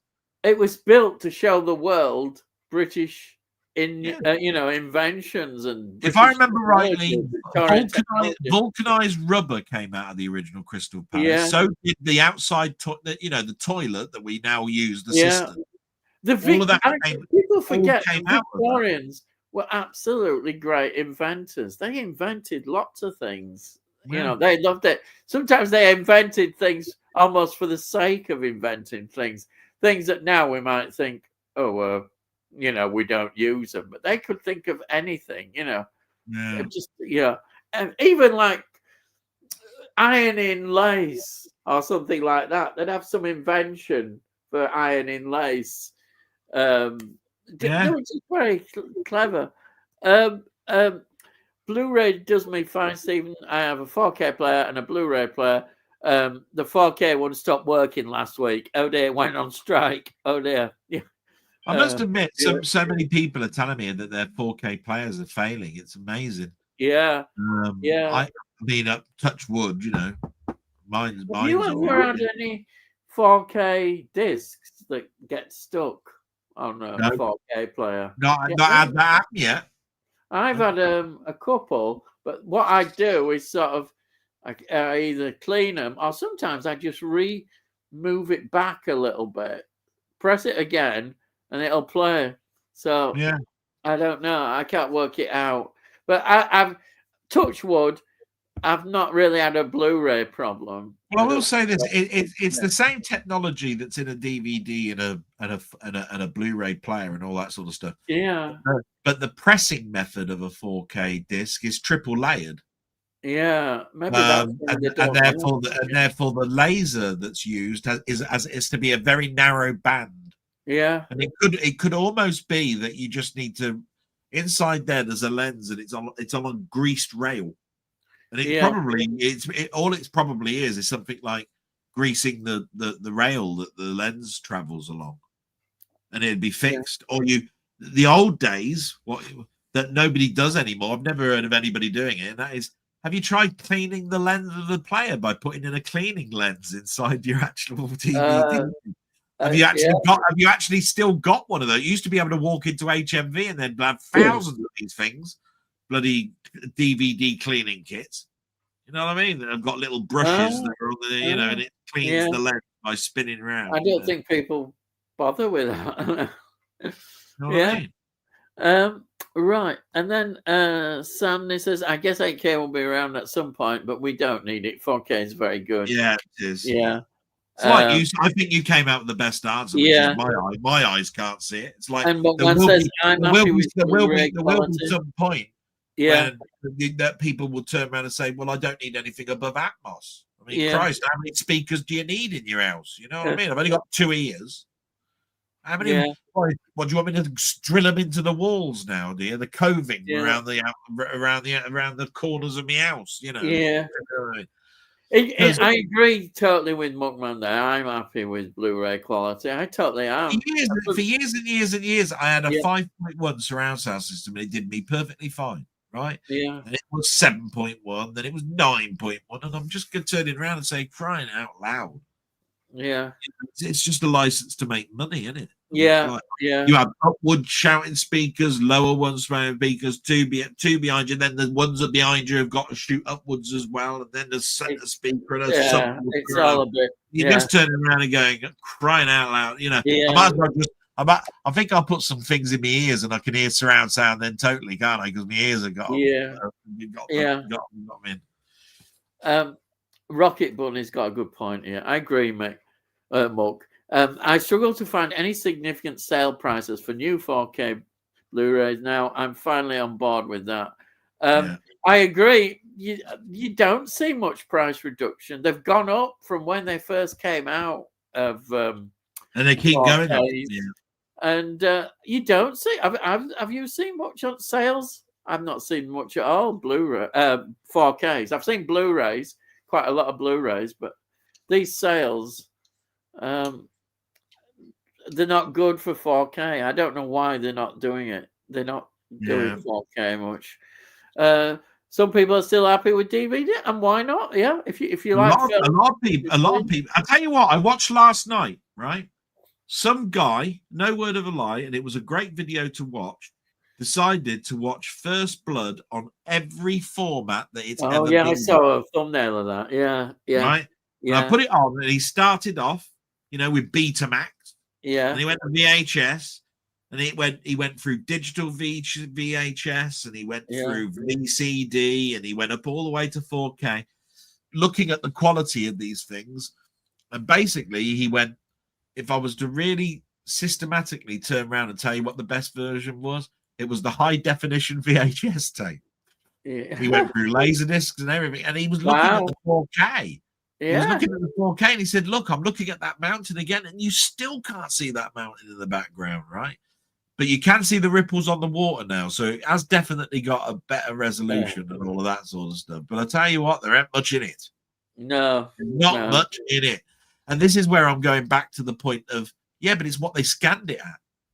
Yeah." If they haven't gone back to the original negative and scanned it in 4K, it's still the 2K upscale. That's what you're going to get, isn't it? Yeah. It's how it's captured. Only the negative and the projector will show you the proper mounting. That's right. Yeah. You know what I mean? We're talking about formats which have got so much degradation and compression. Yeah. Formats that we tried over the years. There was comments I'd seen about people saying, they shouldn't have grain in film. Well, to me, I like grain. You've got to have grain in film. Yeah. Why not? Why not? You've got to have grain. Look, every photographer in the world will tell you, if you film in low light, then your ISO condition, that's the actual name for it, ISO. Yeah. When you raise that up, you're basically brightening up the the sensor that's used in a camera, and therefore you see grain. Yeah, because it's not daylight anymore. The light in the light is the thing that's captured in the lens. Yeah. So, and of course, when I'm looking at my screen now, my eyes blanks out the fact that my room is full of dust floating around in the air, particles of dust. Well, your camera picks that up. So you can't tell me that somebody had the bright idea of sucking all the dust out of the air while they're filming bloody a Western. Yeah, exactly. I mean, it's dusty. Yeah. Right? Yeah. Dust, therefore, is being scuffed up into the air by the horses that are riding along. This is why people have got dirty clothes, right? Yeah. So they've got dirty air, and your camera is going to pick it up. And around here, will all these people leave these things alone and try to make a better looking color and all that message? Stop all that nonsense. We want to see it how it is, not how you think it should be, because it looks awful, doesn't it? It looks absolutely awful. It waxes people's heads. That's the word I was thinking of, the wax. They look like they got Botox injections. It's just horrible. Yeah. And then Sandy says some people are still happy with 720p. Laugh out loud. Yeah. And then Rocket Bunny, on a big TV, you really notice the difference between DVD, Blu-ray, and 4K. How big? Though? No, it is a pretty big difference. Yeah. If you watch how big does the TV need to be to see that massive difference? I mean, what that if you go and watch that video that I just said, you will notice what they're saying. Yeah. It really is a huge difference. Yeah. It's how many lines that are CRT. You see, when they were doing it, they were over in America, and they're saying, look, our Betamax tapes only had 480 lines. Even over here, we had 500 and something lines. Right? That's why you've got a problem between PAL and NTSC for a start. Yeah. Right. But it's not done by lines anymore. No. Do you see what I mean? You've got a plasma screen and you've got OLED screens, and you're talking about 55-inch screens. And when you're talking about broadcasting stuff now, it's not done in the same sort of way. It's digital. Yeah. So the medium is a bit different. Yeah. So 720p is actually below DVD. Yeah. Sorry, 720p is higher than DVD. Yeah. DVD is like it's around about that. DVD is about 720. But you remember, it's converting it to analog when we had DVD. Yeah. We were going through composite, all of that sort of connections. Now I'm getting a bit technical here. You are. And then Tony says, I only have a few 4K discs. Not sure if it's worth replacing the player if it's not repairable. Yeah, I mean, it could cost quite a lot to repair. I don't know. I mean, at the end of the day, I don't know what the problem is, but I'd put a disc cleaner in it. Yeah. Find an old DVD cleaning kit and put that in it. Yeah. Because if you take it to get repaired somewhere, it could be quite expensive. Yeah. Yeah, that's the problem. Everything these days is a throwaway product. Yeah. Stephen says you don't collect 4K at all. That's referring to Jamie. Not to mention people now collecting. Oh, don't get me on that again. VHS again. Oh God. Yeah, I know. It's. I can understand people like to have their favorite films, or they just like to just show it as display items. I can see that, but when they start displaying films, they're just buying them for the sake of them. That they've just got them in the charity shop. The films that they might not really like that much. I don't understand that. It's like just, I'll build up a VHS collection. I was glad to get rid of the buggers. But I mean, I understand people collecting and seeing them for display purposes. And that's all it is, really. Yeah, but even this guy that I told you about was discussing this. And he turned around and he said, what you got to understand about VHS is it's a bonding material. And the bonds will weaken, and then they'll basically unravel and they degrade. So at the end of the day, which is going to degrade quicker, plastic or magnetic tape? Now, I don't know if you've noticed this, but sometimes people do their unboxings of VHS that they've picked up from charity shops. They open them up, and then they say, "Oh, there's mold." They've got things that have gone moldy. Yeah, black mold, which is in most people's house. In fact, you're probably releasing the spores into your house. I don't know. Yeah, why do they do that? I don't get it. I don't get it at all. Yeah, but anyway, if it's a favorite film, I suppose, I see that. Anyway, all I need is to go to bed. Have a great rest of your evening. Thank you. Bob, thank you so much for joining us. Can't wait for your next contact, Bob. Keep giving up with the stuff. Brilliant. And then, but if you haven't subscribed to him, please go over to his channel. It's great. Yeah. Tony says, night, Bob. And then VHF take up way too much space. Yeah, that's one of my things. I totally agree there. Muckman, I've got 4K films. Yeah, mainly because it's the only way to get the shiny steel books. Here we go. My own cinema isn't 4K compatible. It would cost me thousands to upgrade. Well, that says it all. Indeed. But I do have a 4K player downstairs in the living room. Yeah. Which, by the way, has been targeted to be stolen along with your whole collection, and then it's coming to my house. So. Just to let you know. Watch out. Dell's about. Yeah. Watch out. And then Bookman says, night, Bob. And then night, Bob. Si says, And Rocket Bunny, understand vinyl records returning. It has a warm, unique sound with a good player. VHS will always be low quality, easily damaged, and significantly degrades on playback. Good riddance, in my view. I kind of support you on that. Soon as I saw DVD, that was it. I think VHS is good now for museums. I mean, I must admit, VHS is one of those things where I've still got a VHS recorder upstairs, right? And and I've got some certain VHS tapes that I won't get rid of because I bet you've got Star Trek: The Motion Picture. Yes, I have got Star Trek on VHS. I bet you have. I bet you've got that. And I've got the extended one that was shown on ABC TV as well. With the extra 12 minutes that nobody broadcasts. But it is one of those mediums where I do have a lot of nostalgia for it, but I don't have that type of nostalgia that I want it back. No, that's the thing.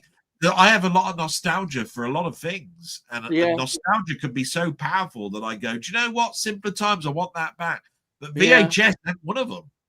Yeah, funnily enough, I do miss things like the covers. I was just going to say that is why a lot of the boutique label releases often show that the covers were important. I tell you what, I don't miss rewinding the bloody tape at the end. Oh yeah. Every time you watch the film, you just turn around and say, "Oh, that was a good film." The credits, you press stop, you hit eject, and then the next time you want to watch it, you bastard didn't rewind it the last time this was watched. Yeah. awful. The way they degraded in the end, pretty bad. And then Tony says, completely agree, Rocket. For me, it's just the nostalgia of seeing them. It is on about nostalgia, just saying, I mean, we've talked about Doctor Who an awful lot, but you said it yourself, haven't you? You remember the days when it used to be a photograph on the front of the VHS. Yeah, I do. Yeah, I remember those early days. But you have to make decisions. At the time, I just thought, I don't want them taking up all this space, once DVD had come out. But, I'm sure there are people who kept them. But you've got to have a lot of space. You've got to have a lot of space. I wouldn't buy them again. I think that's a waste. There will be people now. There's probably people cashing in on eBay. I wouldn't be surprised. Selling them quite expensive. Yeah. Because I saw this nutter. Well, I shouldn't call him a nutter. That's not fair. But apparently they were buying loads of copies of Revenge of the Cybermen. And they just had loads of it. They loved the episode so much they had to have loads of it. What, Revenge of the Cybermen? It wasn't Tomb of. It was Revenge. Yeah, no, it was Revenge. I think it was probably nostalgia because it was the first one they'd bought, and they kept playing it over and over again, and it meant a lot to them. And they just bought more and more copies of it. God help them if they saw the Ark in space. They'd be buying bloody thousands of them and say, "Oh, now we got to find the Ark. Now, Jesus, look at that cover on the Ark on space." It just shows you there is a lot of power, but you've got to draw a line somewhere. You do have to draw a line, I'm afraid. We'd collect everything, wouldn't we? I would. I'd collect my house. We wouldn't be able to get in. I'd be collecting all sorts, but you've got to stop. Have you seen the BBC Xmas Day listings? Yeah, I'm probably not. We got. Oh, Christ. You know what? It's easy to predict, right? There'll be Strictly Come Dancing in there, right? There'll be the King's Message. That'll be there. There'll be Celebrity, I don't know, The Chase. Yeah. There'll be a cooking Celebrity Cooking or whatever it is. That'll be on. It's not exactly hard of rocket science to work out. And what's even worse, there's not a Wallace and Gromit this year, is there? Last year, at least, we had a Wallace and Gromit. Yeah, that's what got the biggest figures. Yeah, exactly. Doesn't that say a lot that people want new, fresh things? They don't want Mrs. Brown's Boys. Blooming heck. I mean, why? I don't know. I think somebody must be being blackmailed at BBC why they've got to keep showing those awful things. Something's going on. What planet would you most want to live on? I don't know, but I'll tell you what, all the politicians don't live on planet Earth. I can tell you that. I'd like to live on an alternative Earth planet somewhere. Well, all you got to do is just watch any Marvel film for that. Yeah, an alternative Earth film. Yeah, any multiverse film. That's all you got to do is like that. Yeah, and then there might be millions of them. I don't know, but anyway, that's what my answer would be. Because you can't live on, as humans, we can't live on any other planet. I mean, you could say Mars, but we have to have the oxygen stuff, don't we? We can't live on Mars. I don't know. Planet Zippy. I don't know. Zippy, yeah. No, I mean, at the end of the day, it'd have to be another galaxy, wouldn't it? I mean, we all know. I mean, for me, who loves space, right? Yeah. And I followed the Voyager missions ever since they took off, right? And I've seen the flybys of Saturn and all of that sort of stuff, and they've now gone beautiful. And they've now gone off. We now know, that it's all sulfur, bloody dioxide, and all this. You ain't going to live there, right? So you ain't going to live on those. So really, you got to start thinking of, well, then, I don't really want to live in a building all the time. So Mars is out the question. Yeah. And all that sort of stuff. So yeah. To be quite honest, it's got to be another galaxy where there's a planet a little bit like ours. Only this time it's not full of carbon monoxide and everything that we ruin. But full well we're gonna balls that bloody planet up and all. Well, probably. Because we'll land there on a rocket ship that's full of carbon dioxide for a start. So we've ruined that ozone layer already. I think we'll have to try and move on a bit. Times. Yeah, I'm not going to. We need to move on a bit quicker. So we've got the laughing. Bookman movie says Earth. Tony, I'm very happy not to have a license. And Stephen, nothing there of interest to me. No, there isn't much at all. No. EastEnders is still going. Who in the 8 Right Man watches that crap? That's Sandy says that. Then we've got Sai says, why does Mrs. Brown's Boys keep on getting produced? And some conspiracy going on. The BBC got Muppets. Favorite movie starring John Belushi. That's Jim Belushi. Jim Belushi. Oh, Jim Belushi. That's his brother. That's things like Red Heat with Schwarzenegger and things like that. Oh. Well, I'll say he did that film K9, didn't he? With a dog. Oh yeah. I'd say I like Reddy actually. Reddy's all right. Yeah. He's the comic relief for Schwarzenegger in it. Yeah. And Sandy says same for Mrs. Brown's Boys. Total crap. Yeah. Crap is being kind. It's being too kind. Yeah, it is. I'll tell you what. It's so bad that Jim Jam even picked up a title and said, "I'm picking up that shit." And put it. Because he's got some. I'm sure. Yeah. Rocket Bunny. I confess to never being a comic kid except for the Commando comics. Yeah, I've got some of those Commando comics still. Those little ones, which I adored. Probably as they connected me to my grandmother's RAF stories. My favorite one was about a fairy battle pilot. The thing about those Commando comics, was that although they're up to, they had numbers like I'm up to 9,000 and whatever it is as an issue number. Yeah, is that they rotated them round and reprinted the same stories. Yeah. Later on. They only really hired artists for about 5 years. Yeah. And then they repeated them. And then they'd hire an artist 5 years later to do the next 5 years, and you'd get something new. Otherwise, you were just buying the same bloody story. I liked them being pocketbook size. I just thought it was really nice. I loved having the pocketbook. They weren't just Commando. They did some Western ones like that. Yeah. I really enjoyed the pocketbook size. They were 30 pence. I remember that. I do like them. Yeah. Tony says, "Planet Vulcan or Gallifrey?" Yeah. That's a start. That's a. Gallifrey for me. Yeah, it'd have to be Gallifrey for me, but I do like. I do like. No, I'd nick a TARDIS and then travel to Vulcan for holiday. Yeah. Right. If I went to Vulcan, I'd have to have trouble finding Gallifrey. Yeah. Sting is my favorite WWE wrestler. Well, I didn't know that, so I have no idea. Absolutely. Now this is where I have to rant. This is where I have to rant at side. Sting's my favorite. What WWE bollocks? His famous bloody pop singers Sting.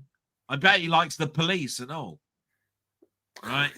Stuff Sting, right? All this bloody Sting nonsense. He's probably seen him up there. Probably was there when he discovered him. And then Sandy said, I love Commando comics. I used to have a collection of about 300 of them until my mum, threw them in the bin. I know that very well. Yeah, I wish I had the ones that my dad bought me, because you don't want these. He'd buy those when he couldn't get me my favorite comics. Oh.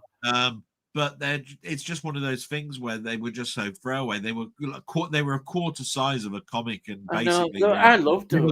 They were if I remember rightly, they were glue bound. They were really good. I have got some, but not many. I'm pretty sure if you look at them, Ian, they're glue bound. They've got glue bindings. Yeah. Where they stuck the paper together and pasted it in glue and then cut them. Fantastic. They didn't have staples, as far as I know. Rocket Bunny, I think my eyes are tired tonight. They're having to watch on a laptop. I read Cy's name as Cyril Bison. Oh, that's 1970s TV pixels from 1 inch away, I guess. Yeah, I know, it's getting tiring. The latest rant made me laugh, Tony says. Never watched any Hollyoaks. Yeah, that's the same with me. I've never watched that. Sadly, no longer have the original comics, but I do have a PDF file, which was the original classic editions from back in the day. Like I say, they're just repeats with different covers. Another one is quite popular. I used to have a huge collection of Commando comics, Sandy. No idea what happened to them. So there were a lot of people were picking them up, weren't we? Yeah. I never watched an episode of The Wire. Same with me. That's an award-winning, well-thought of series. Never watched it. Yeah, same as Game of Thrones. I think that was before 24, wasn't it? Oh yeah. The Wire. I've never seen it. Muckman, you need to favorite sci-fi babe of the 70s. Farrah Fawcett Major. Oh, the 70s. Oh, sci-fi, yeah. Oh, so you said sci-fi. Oh, crikey. Oh, who was in wasn't it Raquel Welch that was in Mork and Mindy? Was she? Oh. Didn't she play that super vixen that tried to kill Mork off? Oh. And she was dressed up, with her boobs like this, you know what I mean? And she had the tight thing on. Because everybody's. I think a lot of people's going to say Wonder Woman and all of that sort of stuff. But that's fantasy, isn't it? Really, rather than science fiction. And Jane Fonda Barbarella's the 60s, so you can't really have that. Yeah. I'm going to say Raquel Welch in Mork and Mindy. That's a good one. As a guest artist. Yeah. I can't think of it anymore. Raquel Welch was gorgeous. Yeah. In fact, I'm going to check and make sure it is Raquel Welch I'm thinking of. I'm pretty sure she was in Mork and Mindy. Anyway, Raquel, was it? Raquel Welch. Mork and Mindy. Yeah, she was. There you are. Raquel Welch was in Mork and Mindy. She was in Mork versus the Nectarons in 1978. I know what I'm going to say. And it probably, you might disqualify it, but I'll say Elizabeth Sladen in Doctor Who. What, as a babe? Yeah, I suppose. Yeah, she is. Why not? Yeah. In a sort of way. I thought you might have gone with Leela or someone like that. Oh, yeah. Well, I don't know. I do like Leela, but Sarah Jane is such a great character. You can't help but yeah. love Sarah Jane. It's just that they never dressed her in anything. Yeah. But that's all right. She is sexy. Yeah. Don't get me wrong. I mean, you could have gone with the person who played in Buck Rogers, Lana Daring, or whatever it is. You know, you could have gone with. Yeah. Oh, yeah. I forgot about. Yeah. There's loads of American science fiction women. You know. Yeah. Anyhow, right. Then Simon said, I've never seen an episode of Better Call Saul. Same with me. I think that's. I've never seen Breaking Bad. The follow-up to Breaking Bad. Yeah. No. So I've never seen that. Wow, the prequel. Is it? Well, I've never seen it. Anyhow, I think it's the prequel. Never seen Breaking Bad. Coda is an alternative title for Godfather 3. The Coda. With regard to sci-fi by the 70s, Glynis Barber in Blake 7. That's a good one. Yes, Serverland. You could turn around and say yeah. Oh, definitely. Oh, I like Serverland. Yeah, definitely. Serverland. Sci-fi by the 70s, Linda Carter. Yeah, Wonder Woman. Of course. I say Wonder Woman, but that's fantasy more than science fiction. Delboy is going to choose Bonnie. Am I fucked? Yeah. And I don't mind using that swear word either. Am I? I like that one. That was a great one, Jamie. I like that. I'm not going to choose Ace either or anything. All that screaming, it's too much for my ears. Scream until I'm sick or something. Please. Oh, crikey. And the thing is, we haven't got rid of her. She still keeps popping up. Thank God I don't watch it now. And then Sci-Fi Babe of the 70s. Oh, Lindsay Wagner, of course. Yeah. I thought Cheers was boring. This is what Sandy says. I saw like 6 or 8 episodes, but it's not good. Yeah, it's not everybody's cup of tea. Not for everybody. I mean, some people will turn around and say it didn't get good until Frasier came on. Yeah. Here we are. Way through season 2.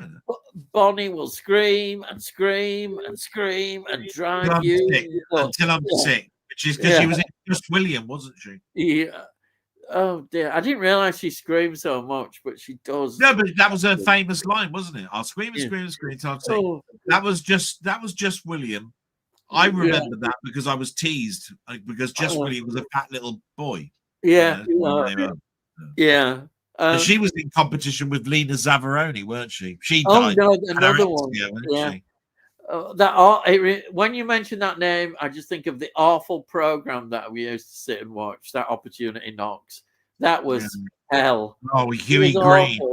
Huey Green. Who turns out to be a bit of a one. I've seen every episode of Cheers. I absolutely love it. Yeah, I think Delboy does as well. McMahon, I would have chosen Jane Fonda in Barbarella, but it was 68. What did I say? Jane Fonda was the 60s. So I love. Anyway, somebody just pointed out Bonnie Langford was the 80s. So you got well. McMahon's gone twice wrong, isn't he? Here we are. He'd queue up for a week for tickets for a special screening of Condom. Oh Christ! There you are. Condom, man. I'd queue up with a bomb. Would you like a 3 men and a baby entry? Would you like a third 3 men and a baby? Yeah, no, I wouldn't. No, I'm not bothered. I'm sorry about that. The second, the 3 man and a little lady was filmed in my hometown. Yeah. But filmed in my hometown is 3 men. Well, yeah. Lady. So. Would you be making guest appearances in it as they're older now? No, exactly. Sci-Fi Babe 70s. Oh, Erin Gray, yeah. Wilma Deering from Buck Rogers. That's what you mentioned, yeah. Do you like 3 Men and a Little Lady? I like that one. And How They Are in England. Oh, yeah. I'm to be honest. It's just a sentimental one for me because it's made in my hometown. Yeah. But as for, and it's made in Oxford. Yeah. But from a point of view, it's a romp. Yeah. Rocket Bunny said one. Yes, that is who I thought too. And then Baby Dolly's great. Baby Dolly's a great. Two. Nope, 2 was too many. And then there were too many in what way? Because they were shit films, really. Sandy says, yeah. The first one came out. The first one came out the blue. I have to turn around and say that. I mean, it's three men looking after a little baby, and they've all come from different careers and all of this. It's an interesting, but I couldn't watch them again. No. What is your Mount Rushmore of Gina Davis? Thelma and Louise. I still don't understand. Thelma and Louise. Yeah, that's my answer. Gina Davis. I love. I love the one where she's an assassin. Oh right. With Samuel L. Jackson. Yeah. I don't know. But I mean, I think McMahon was going to turn around and say that he was going to watch. He was going to watch that the Bounty type thing. At one point. Tony's made me laugh. He's just reminded me of something that I'm really not looking forward to watching. I think it's awful. I find a real difficult one with that blooming song all the time. Oh, the good one. But I'll tell you what, Gina Davis, I'll tell you two very early Gina Davis films where I thought she was the most sexiest, gorgeous woman I've ever seen in my life. That was Earth Girls Are Easy. Oh, yeah. That's right. Quite funny, yeah. Right. And Transylvania 65000, where she's a Dracula, she's a vampire. Oh, right. You want to see the costume she's wearing in that? Jesus Christ. I mean, she's in a bikini all the time in Earth Girls Are Easy, and she's in a skin tight vampirella type bloody vampire outfit when she's in Transylvania 65000. Yeah. Talk about a youth where I know what I mean. Tony says you'll enjoy rewatching the Gunfighters for will you buggery? You can see I'm already slamming it before it's even started. I tell you now, it's got the worst song ever. It has. It's in a science fiction film. Yeah. I could only just say it's slightly better than Twin Dilemma. But that I would rather watch the Star Trek episode with gunslingers in than. But that's a different cup of tea. This one is just that song. It's the song that does it. It's the song. Playing at the beginning, playing at the end, playing at the middle. Blake Edwards, A Fine Mess. I don't know. I've never seen A Fine Mess, so I can't comment on that one. Blake Edwards. There aren't many Blake Edwards films I like. Believe it or not, it's the Pink Panther ones, isn't it? Well, he did the original Pink Panther. But he was more into those drama satire type. Yeah. Will Coppola get money from Paramount and Ellison for Godfather 4? Will Coppola get money from Paramount? I don't. Sure. Do you think they will do a Godfather 4? I don't know. You never know, but I hope not. I really don't. You could see somebody doing another version for streaming, and it'd be awful. They'd redo Godfather. Oh, crikey. Reimagine it. It'd be awful. I mean, Rocket Bunny's just turned around and said about the gunfighters not being as bad as people make it out to be. It's the only thing that ruins it is the song. For me, it's just it's played at the beginning. It's played every episode. It just gets on my nerves. I can't cope with it. I actually think Gunfighters is not as bad as people make it out to be. Like the Romans, if you play it for fun, for quite entertaining, I can see people seeing it from that viewpoint. It's just as you said, if that song wasn't there, maybe it'd feel different. It's just to get some, one play of that song, fine, but just going on and on. Oh no. And then Tony, I know it has a bad reputation, Rocket. Must admit, can't remember when I last saw it. Don't have it on DVD. Think it's the singing that gets most complaints. Yeah, it is. Yeah. And it's the one thing that ruins it. And you can't get around it. Do you watch Cast a Dark Shadow yet for November? No, I'm sorry. Noirvember. I didn't even know there is a Noirvember. There is, I think. Now, well, we're still with. Is it December next week? or at weekend, I think. Yeah, it is. It's the first. It's the first on Monday. Yeah. Monkman Movies, The Gunfighter starring Gregory Peck is a great film. One of my favourite recent watches. I love Gregory Peck. He's a great actor, fantastic actor. Have you seen Cranty? No, I'm sorry, I don't know that film. No. And then Acres, is that Dirt Bogart film? Tony says. I have it on DVD, but not seen it yet. Is it any good? Dirt Bogart. What can I say about him? He's another actor who deserves a lot. Yeah, there's another one that winging its way to you in a box. Terrific. But yeah, Dirt Bogart, I think perhaps has been forgotten a bit more. He was in a hell of a lot of films. Hell of a lot. Yeah, I'll get around to it soon. Would you like a live action Nightmare Before Christmas? Who should play the bear? I'm happy with the one that we've got. So Tim Burton did a great Nightmare Before That's Christmas. what I mean. I wouldn't see any need for. It's like saying, do you want to see it? Do you want to see a? Do you want to see a live action Corpse Bride? Not really. No. And then Sandy says everyone remembers the Hindenburg, but no one remembers the R101 airship disaster, which killed more people. Wow. Yeah. Oh, Christ. Yeah, more people. That is frightening stuff. Tony says, seen the Gunfighter on TV ages ago, Jamie. Didn't have it on disc. Maybe I should. He's a favourite actor of mine. I think you would like Gregory Peck. Yeah, you'd like it. You'd like it, Tony. Rocketman, I think 4K has gone mainstream due to the larger TV tech now being so cheap. My 65-inch TV is on the limit for viewing in my average 3-bed semi. We need bigger houses for 8K TV, larger TV. Yeah, that's true. The size of the house. Tony, The Gunfighter is a Signal 1 release on Blu-ray. Definitely worth a purchase. Yeah, they have a sale, don't they? Sometimes Signal 1 is really cheap. They're quite a cheap company out there. Do they have Blu-rays for about £5? Do you own any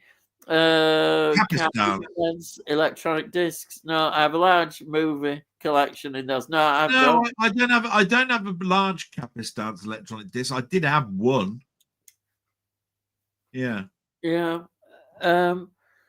And then Sandy says, question: if you can own 3 network box sets, which 3 do you keep?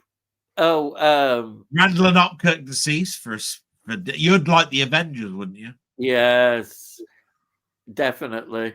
I think Into the Labyrinth is my third one. You could have the Tomorrow People. That'd be all right. Yeah. Tomorrow People.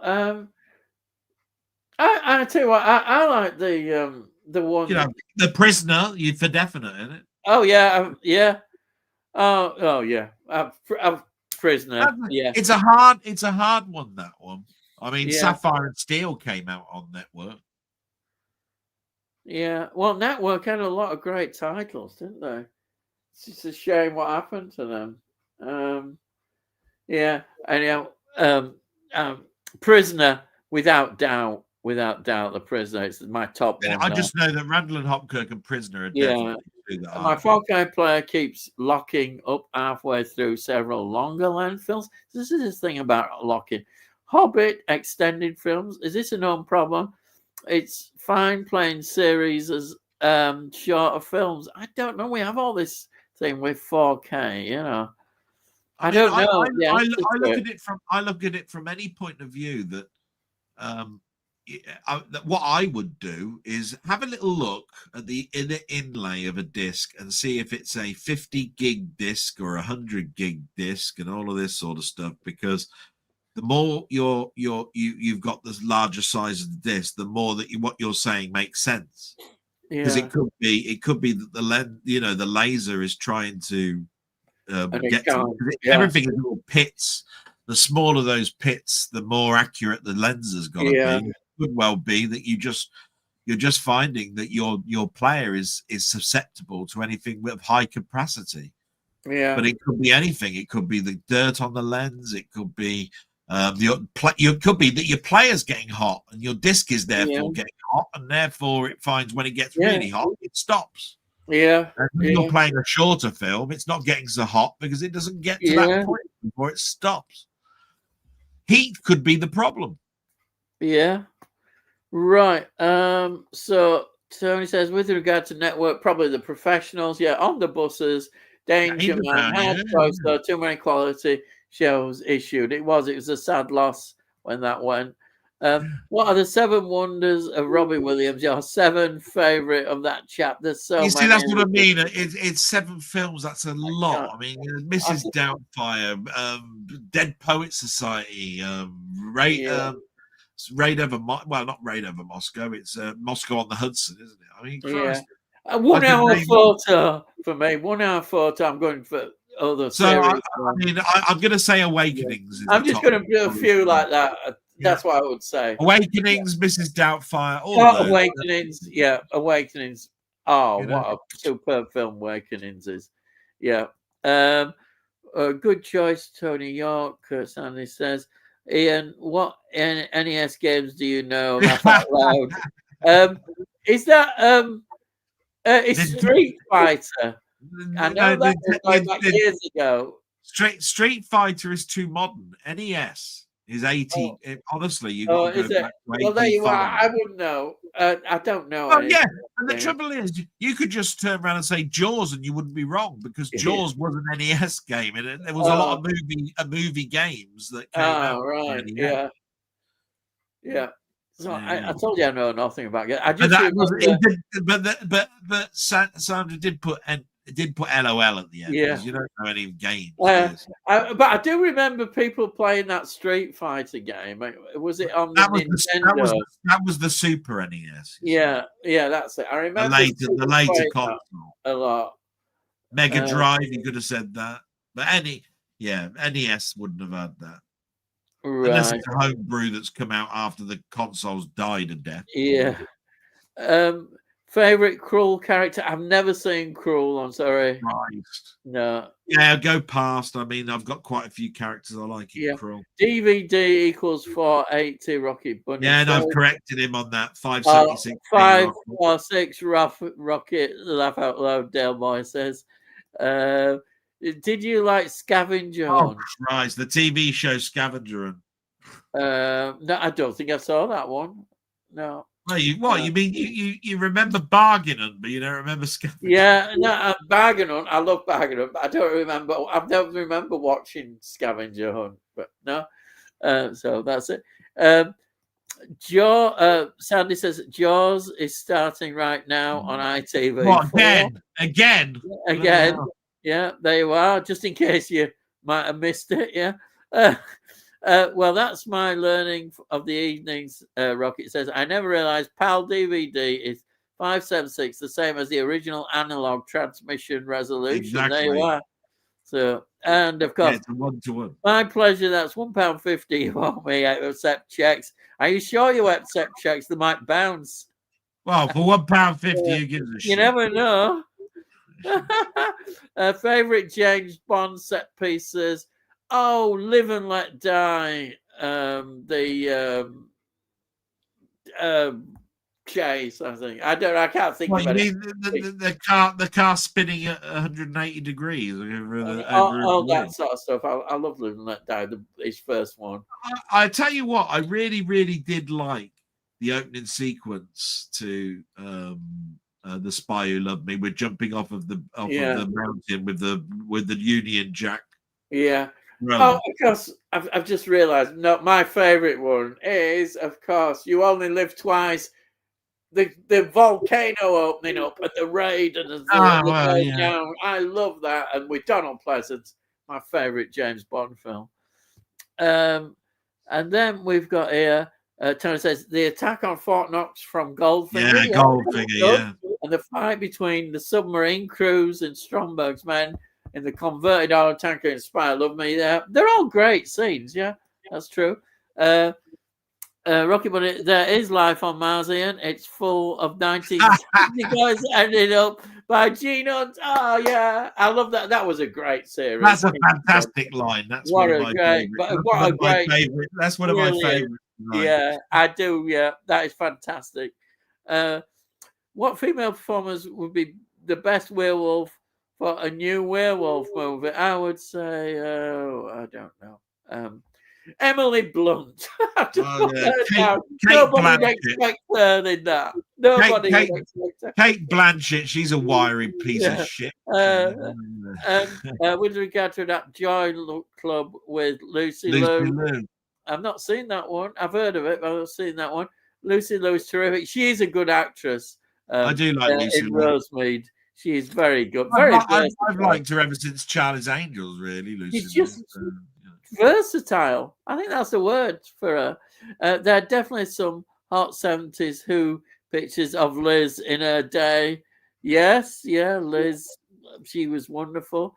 Tis unfortunate for Del, but Bonnie was in the 80s. Thank God for that. Great thighs, Gina Davis, just say, Rocket Bunny says.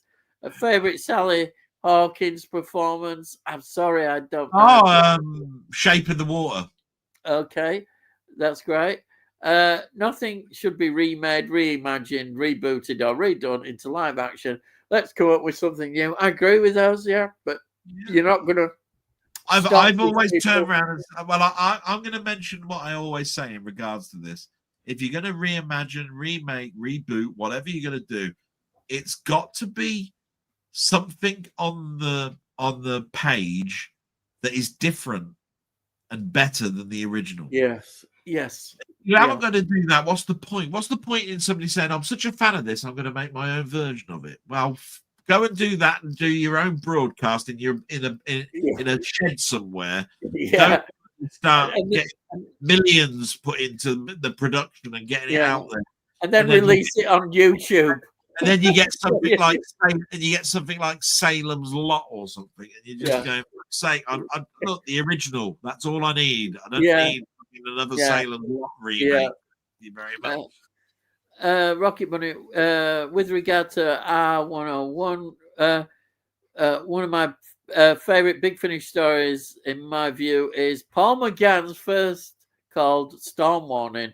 Also, Gareth Thomas is a big budget fill story about the R101. Yeah, and it's maiden fateful journey. Oh, right. I'm not. I've only got a very small amount. Yeah, you need to get caught up with Big Finish, don't you? Yeah. Have you got any? I told you I've got the Doctor Who collection of Big Finish. So there you are. Up to a certain point when I stopped because I just couldn't afford to keep going. Yeah. And I think I stopped about 2005. Well, that is, that's a lot. That's a hell of a lot. Expensive. It was getting ridiculous because they were putting stuff on Doctor Who magazine, all sorts of bloody stuff. Yeah. Do you like the Three Stooges? I do. Really seen enough of them. I didn't. It took me a long time to like them. Yeah, because I like Larry Curly, and all that. Yeah, it's just that they were slapstick, poking in the eye, turning around, bashing around the head, going around, and all that sort of stuff. Laurel and Hardy was my thing, and then it was Abbott and Costello, and then when you get to the Three Stooges, which were around really the time of the beginning of Abbott and Costello. Yeah, they were their bridge between the 40s and the 50s. I'm sorry to say this, but it's getting really quite late now, so we'll have to move on. I thought there was only about 4 more to go. Anybody say the farewells now? Anybody's still with us? What you better honeymoon in Vegas, or it could happen to you. I have no idea. I'm sorry about that. I only know honeymoon in Vegas. Are there any books, comics that haven't been made into films yet that you would love to see get the treatment? Probably Delboy's your expert on that. Well, there's plenty of Spider-Man stories like Craven's Last Hunt and that, but let me have a think very quickly. I'd like to see the Mekon and Dan Dare. All right. Oh, yeah. Mekon. That's excellent. Yeah. Because I'm an old fart. So yeah. Well, there's a nostalgia to them, I think. Yeah. Oh, for Judge Reinhold Caddyshack. Yeah. Yeah. Okay. You can answer that one. Tony says, "Good night, all, and thanks. Thanks, Tony, as always." Yes, Brilliant. Tony, you bastard. You. Bye. Yeah, but thank you for joining us. Bye. It was shit. Favorite restaurant scenes? When Harry met Sally. Yeah, we always say that because it's the only one we think of. There's probably loads more. I would just say maybe The Godfather when he kills him. The beginning of Natural Born Killers. Right. The restaurant scene? No, is that got a no? It's the one that's between Pulp Fiction, isn't it? Yeah. Is it Pulp Fiction where it says, "When you motherfuckers move, then I'm gonna." Yeah, that's it. Yeah, that's a good one. Yeah, but The Godfather one is because it's important to film the whole thing. The favorite. And then we've got, so I say, 99 guys, great stream as usual, Ian and Delboy for tonight's entertainment. A special hello to Mrs. Dell as usual. I'll pass that on. Si, it's lovely that you've been around. Thank you so much for all of your support as always. It's really appreciated. Everyone that's watched us tonight or contributed and put comments or whatever you've done. Thank you so much for your company. We enjoy doing this every week. We love doing it. Yeah. And we always learn some new things. Always learn new things. Always. And then we've got Rocket Bunny just saying, cheers all. Thanks for entertaining 3 hours. Crikey, 3 hours. I secretly think Delly's trying to make these streams longer than his blogs. No, take care, both. Thank you, Rocket Bunny. Thank you so much. I'll see you very soon, Rocket, in that game. Yeah. And okay, so let's all say as farewells as usual. Oh yeah. Well, it's goodbye from me. And it's goodbye from him. Good night. That's what they always used to do. But my goodbye is always from Frankie Howard, which is salute. And mine is, I'll see thee again.